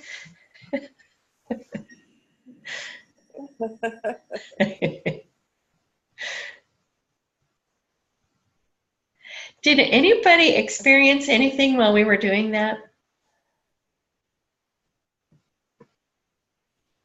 I've kind of, each time y'all have done that, I have kind of like a stiff shoulder that sort of lets me know how stressed I am. And it's quite stiff lately. And even when we did our opening prayer, though, I kind of feel it going, just like releasing a little bit with no intention on my part. It's I've just noticed it each and every time. So, and most I noticed it was when Dr. Kinslow did it. Yeah. Yeah. So. Yeah, good. What we're doing is it can work on innocent bystanders too. Yeah, it does. But you kind of have an intention by being in the class. True. So, true. Yeah. But yeah, it does. And, we kind of experience it anyway. You know how when someone walks in the room, you can kind of feel their energy? Mm-hmm. But that also works remotely. So, it's when we're doing, when we're initiating quantum entrainment and experiencing pure awareness, I joke about there's no space or time in God mind, but there isn't. So what affects us, if we're playing in pure awareness locally, it's felt globally. Yeah. Yeah, good. All right, anybody else? I felt waves of gratitude. Oh, nice. That's nice. I feel that too. I'm feeling really, really peaceful. Good. And I just feel really relaxed and at ease. Good. I'm pretty mellowed out right now. Perfect. Yeah, that's the bliss of pure awareness. The overriding you feeling, the cornerstone you feeling is peace, and healing comes of peace. And he even talks about that when he was initiating QE for his wife Martina. Her body was responding to that peace by becoming very peaceful and relaxed. So that's where we're hanging out. Even with this eye going all crazy, I'm just like, I'm still chill. Mm-hmm. Yeah, and you'll start noticing that your eye is gonna relax. Yeah, at some point, yeah. I know my body is, but it's still twitching. I'm like, oh, it's okay. I'm still cool. Yeah. You can twitch. I'm good. Yeah. Okay. Well, we have about 15 minutes, so I'd like to walk us through the pure awareness meditation. Okay, everybody ready? All right. So get real comfortable in your chair, but not too comfortable that you'll fall asleep. Okay. Not that I have ever fallen asleep in the pure awareness meditation. All right. So let's just take a deep breath and relax. Then we're sitting comfortably, eyes closed, and put your hands on your lap, or if you're at a table, on a table in front of you. And become very aware of your right hand. Feel your right hand, the temperature, the pulse. Pay close attention to all that you feel in the right hand. Is there any muscle tension? Is there any discomfort or pain? Can you become aware of any generalized sensation, such as hot or cold, relaxation or tingling? Let's take the next 30 seconds to become very aware of our right hand.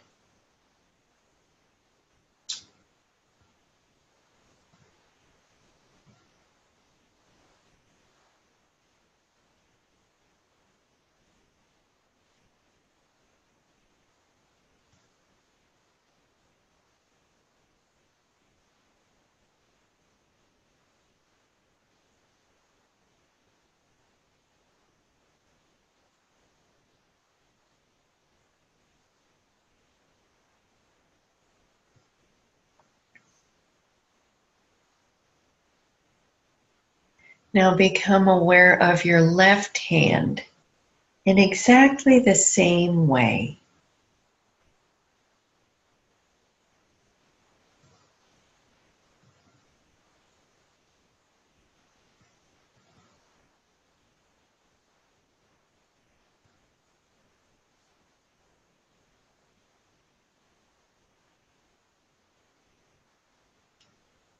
Now become aware of both hands at the same time.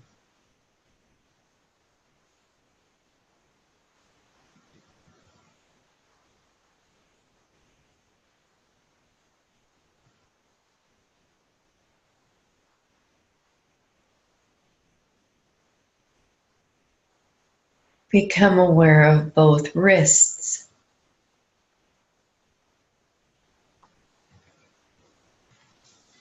Both lower arms. Your elbows. Your upper arms. Become aware of your shoulders.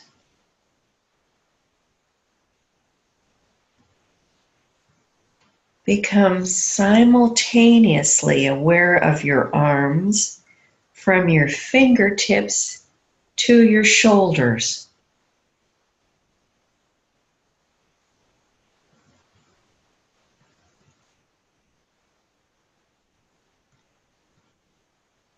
Become aware of the area across your upper back.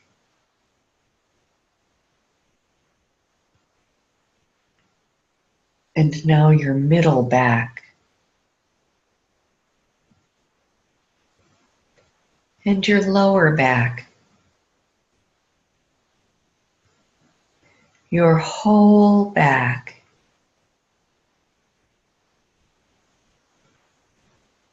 Your sides, from your armpits to your hips.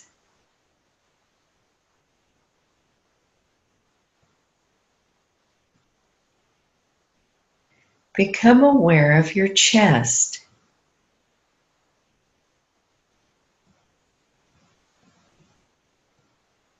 Your abdominal area.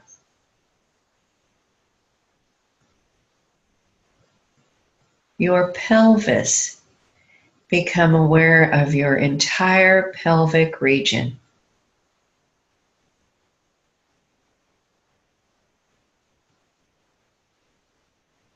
Your hips. Your upper legs.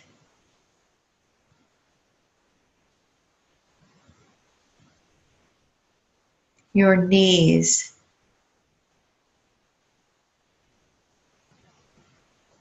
Your lower legs. Your ankles. Become aware of your heels. The soles of your feet.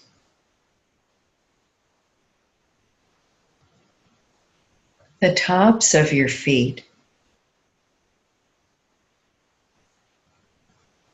Your toes. Become simultaneously aware of your big toes.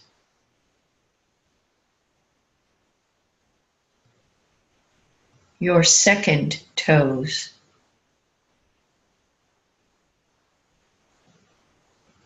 Your third toes.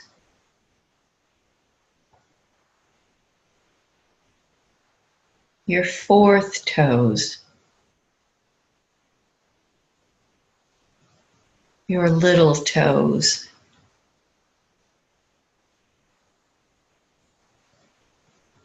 Become aware of your legs, arms, and torso.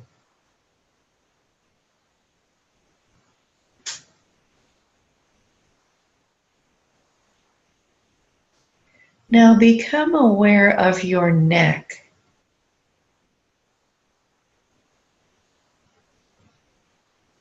your chin,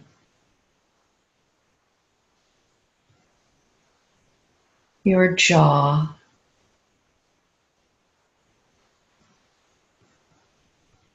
your right ear,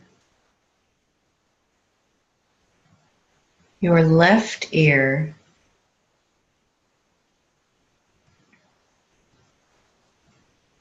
your lower lip, your upper lip. Become aware of the line between your lips.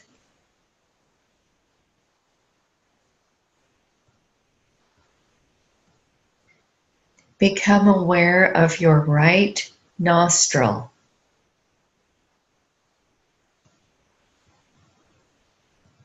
Your left nostril.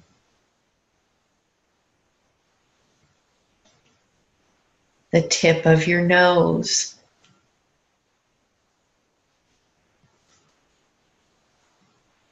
Become aware of your right eyelid.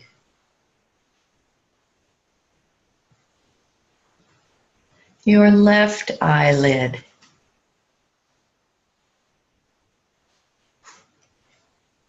Your right eye.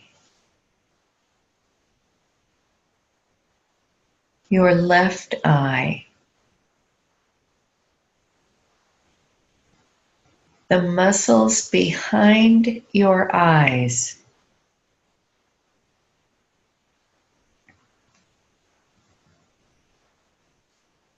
Your right eyebrow. Your left eyebrow.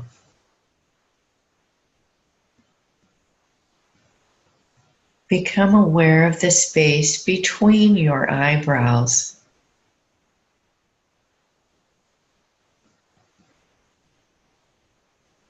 Your forehead. The back of your head. The top of your head. Your whole head.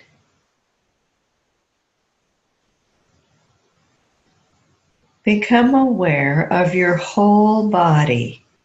Have awareness of your whole body.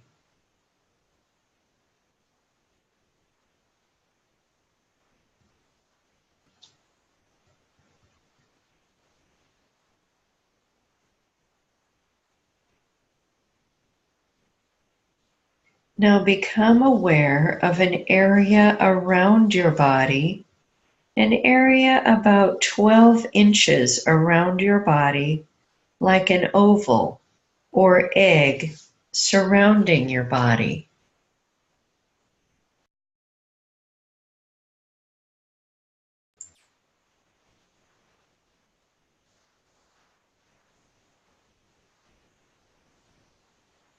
Let your awareness expand further away from your body.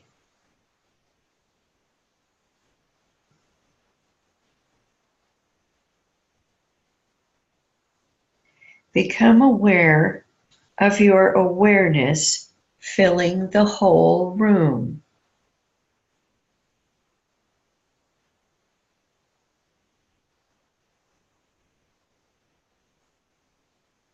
Now expand beyond the room and become aware of your awareness in the whole building.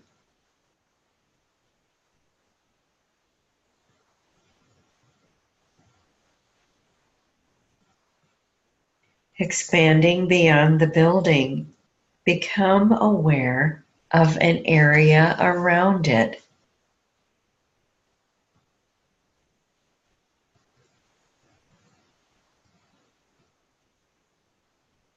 Expanding ever more rapidly, become aware of the whole city.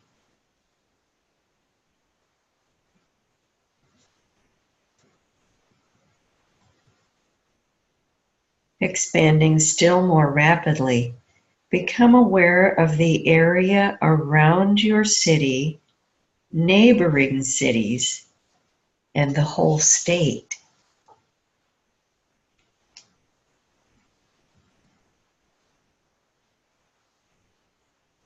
Become aware of the neighboring states and the whole country.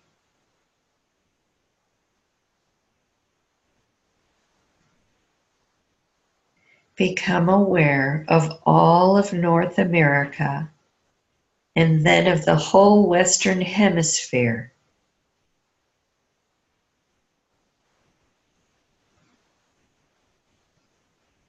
Become aware of the entire Earth.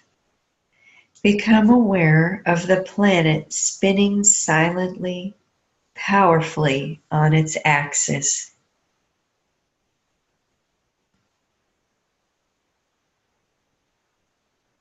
Your awareness continuing to expand. The Earth grows smaller, the moon a silver dot.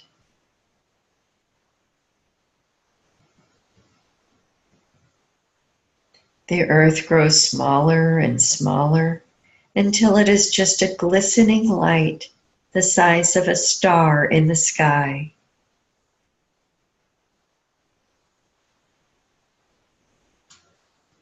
Your awareness continues to expand, and the sun slips silently by. It becomes smaller and smaller until it is the size of all the other stars in the sky.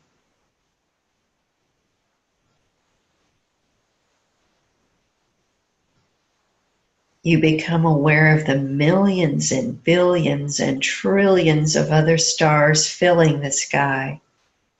All are within your awareness.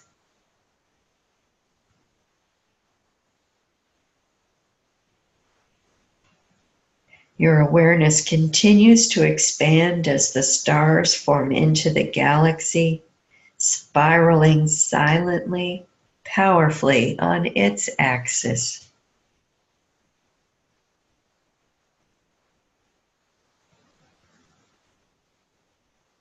And still your awareness continues to expand, and the galaxy gets smaller and smaller until it is the size of a star in the sky.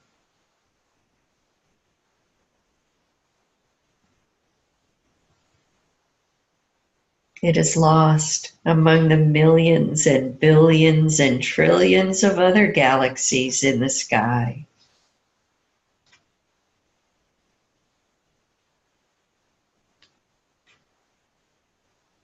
Your awareness expands. All the galaxies, all of creation, take the form of an oval or egg, suspended and supported by your awareness.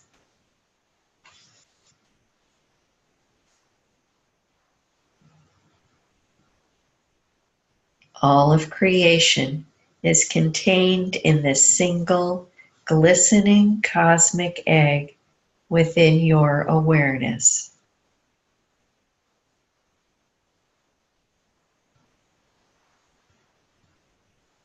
As your awareness continues to expand, the egg of creation grows smaller and smaller.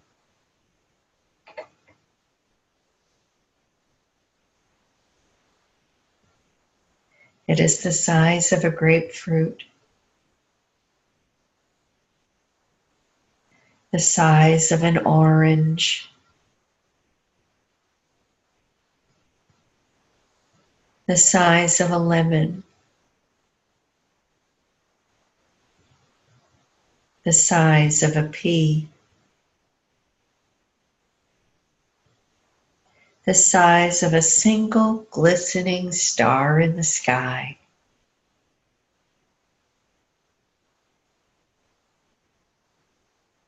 As your awareness expands, all of creation becomes the size of a brilliant pinhole of light suspended in your unbounded awareness.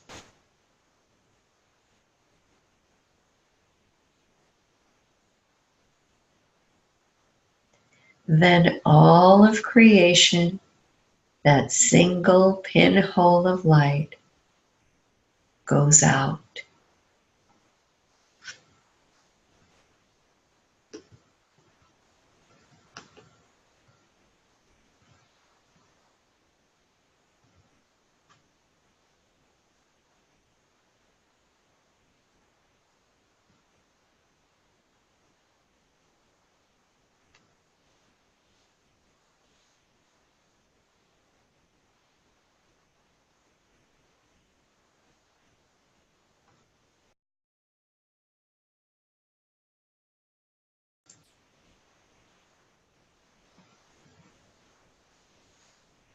Now, once again, become aware of your whole body.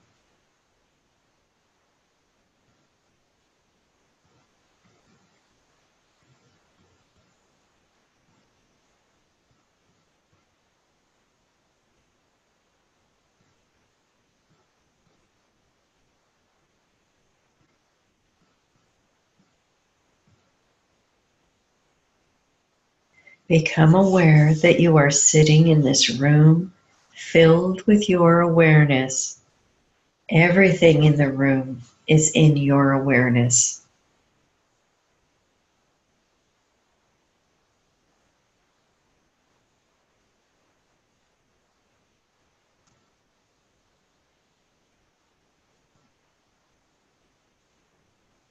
Become aware that all of creation is in your awareness.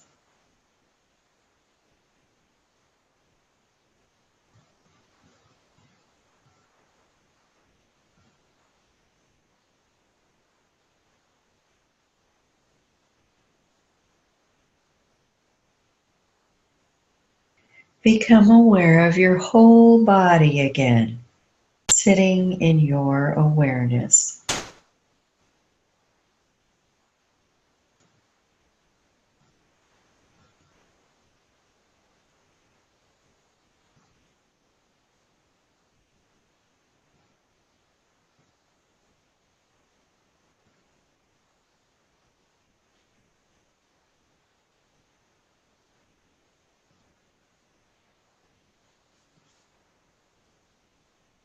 Maintain your expanded awareness as you begin to open your eyes, but don't be in a hurry.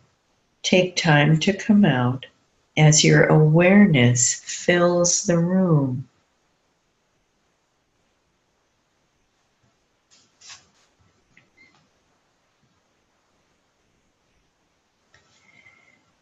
Become aware of awareness permeating your body and filling the room.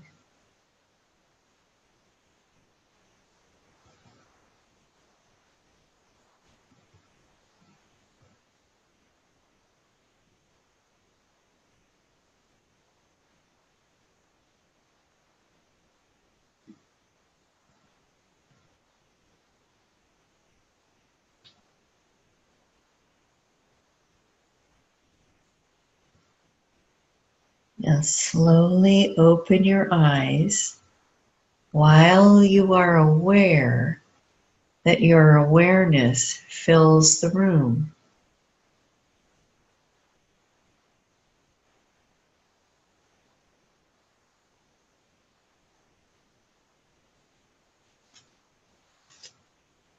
Are you aware of your awareness filling the room?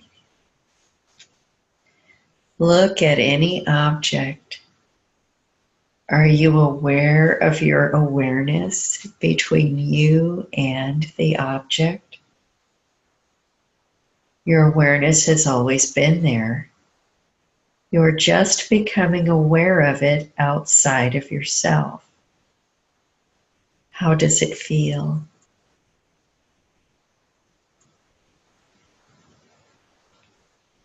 Do you feel a sense of peace or quietness, a lightness or bliss?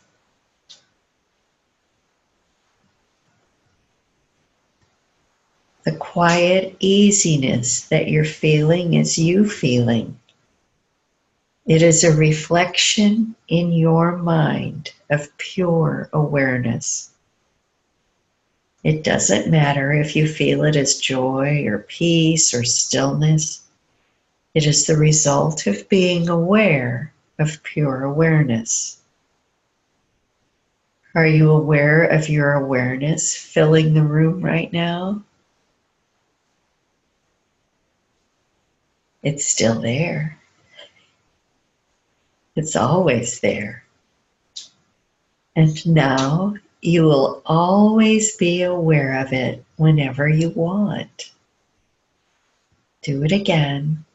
Become aware of your awareness in the whole room.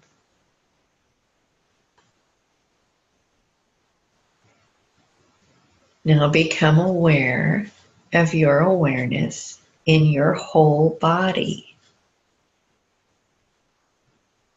It's there too. Pure awareness is everywhere. It's like the coat that you forgot you were wearing.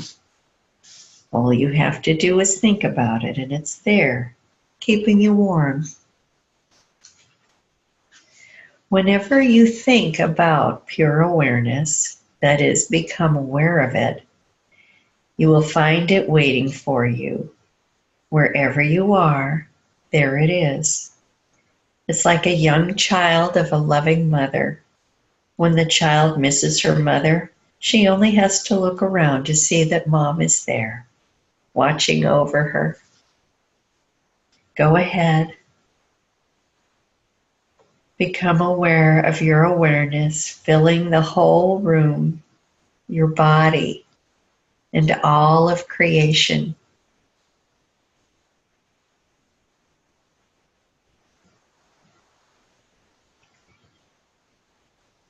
You don't need a technique to find pure awareness. You'll be aware of pure awareness forever and without any effort. Now close your eyes again and become aware of your awareness filling the room.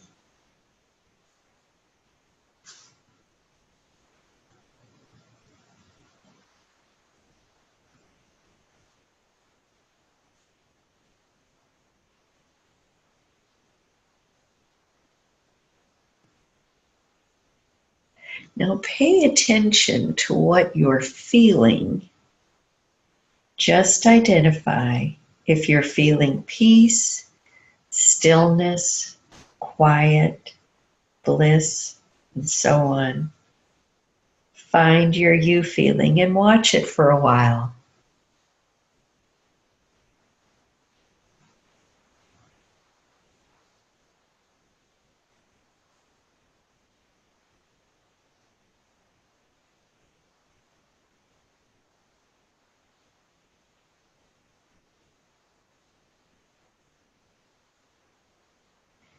Now gently open your eyes. Become aware of awareness all around you. And again, identify your you feeling with your eyes open. It could be the same feeling. It could be different. It doesn't matter.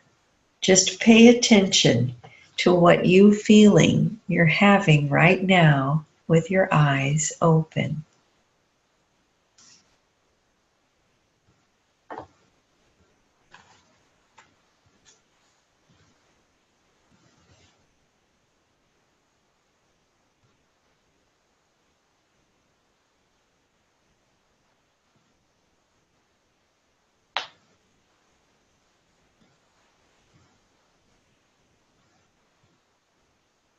And slowly bring your awareness back to the class.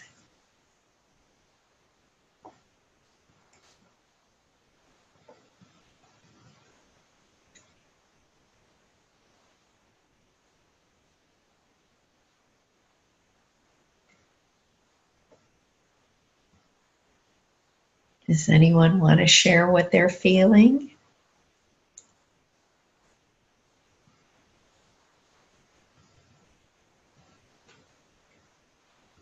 Boy, I thought I was relaxed before, but whew. It's just really, now I'm feeling not only peace, but I'm just like really happy. Mm-hmm. Just settled in that. Welcome to pure awareness. I was like, I can sleep in this. Uh-huh. Yeah. Yeah. I think my eye started calming down too, so. Mm-hmm. So it has its moments, but it's definitely a lot better. Great. Yeah. Nice.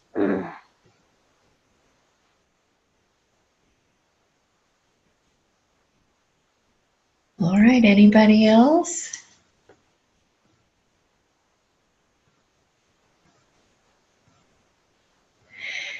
Well, we have run over class time, and it's because we were doing quantum entrainment.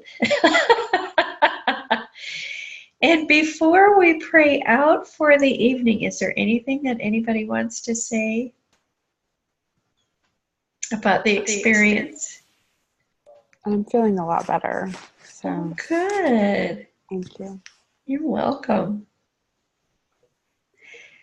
You can see why I'm passionate about this teaching.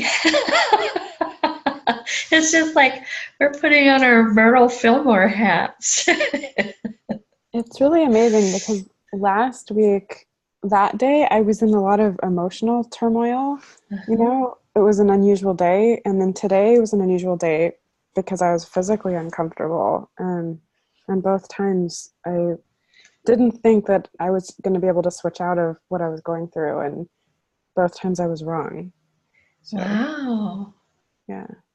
And today I'm in the middle of, you know, I'm not at home. I'm surrounded by family, you know, and I like have zero expectation for being able to be centered, you know, and so to me that's really a miracle to be here, like, and be able to do all that. Really kind of miraculous. Yeah. I love QE. Everything about it is pretty miraculous. Come to think of it, my back isn't hurting. It's been hurting for like days. And I'm just like, oh, I just noticed it. And I was like, it's relaxed. And everything. Like, yay. Isn't that nice? It's a nice benefit, isn't it? Yeah. Yeah. Hanging out in pure awareness. Now, before we pray out, Denise, would you be willing to check in on David?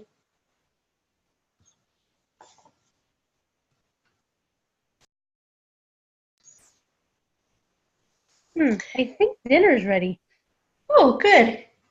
Yeah, I smell food. I'm back to my senses, and I'm like, I smell food. Huh. Yeah. So when Denise gets back, I'll remind you about your homework. This week, do the gate technique and do the pure awareness meditation. Because the longer we experience pure awareness, the longer we hang out in it, the greater our awareness becomes and the more effective the healing becomes. Okay? So, and then Uma, what I do is QE situations before they happen and allow the right and perfect unfoldment of the situation, you know, like family gatherings and meetings and whatever. I think he took the dog for a walk, so I don't know okay. where he's at. All right, well, we'll get a report from him next week. Okay. Okay, great. All right. Well, let's center ourselves in prayer. I mean, we've been hanging out in pure awareness and getting all relaxed and gooey and comfortable. And we're just going to let that feeling permeate us some more. permeate our physical bodies, and we allow our awareness, we allow ourselves to become aware of our whole body and all the created universe simultaneously. And we allow that beautiful, perfect order of pure awareness, that pure, perfect love, that pure peace to relax our physical bodies, our minds, and our hearts, all of our affairs. And in so doing, we allow all those in our sphere of influence to experience the beauty of pure awareness as well. We thank the author, we thank Dr. Kinslow for being willing to birth this idea in the world, and for his consistency and for his diligence in writing the books and allowing us to experience this beautiful feeling of you feeling so that we can become those guiding lights for others in the world. We thank you, sweet spirit. We thank you, thank you, thank you. We thank you, pure awareness, for reminding us that our essence is you. And so it is, and so we let it be. Amen.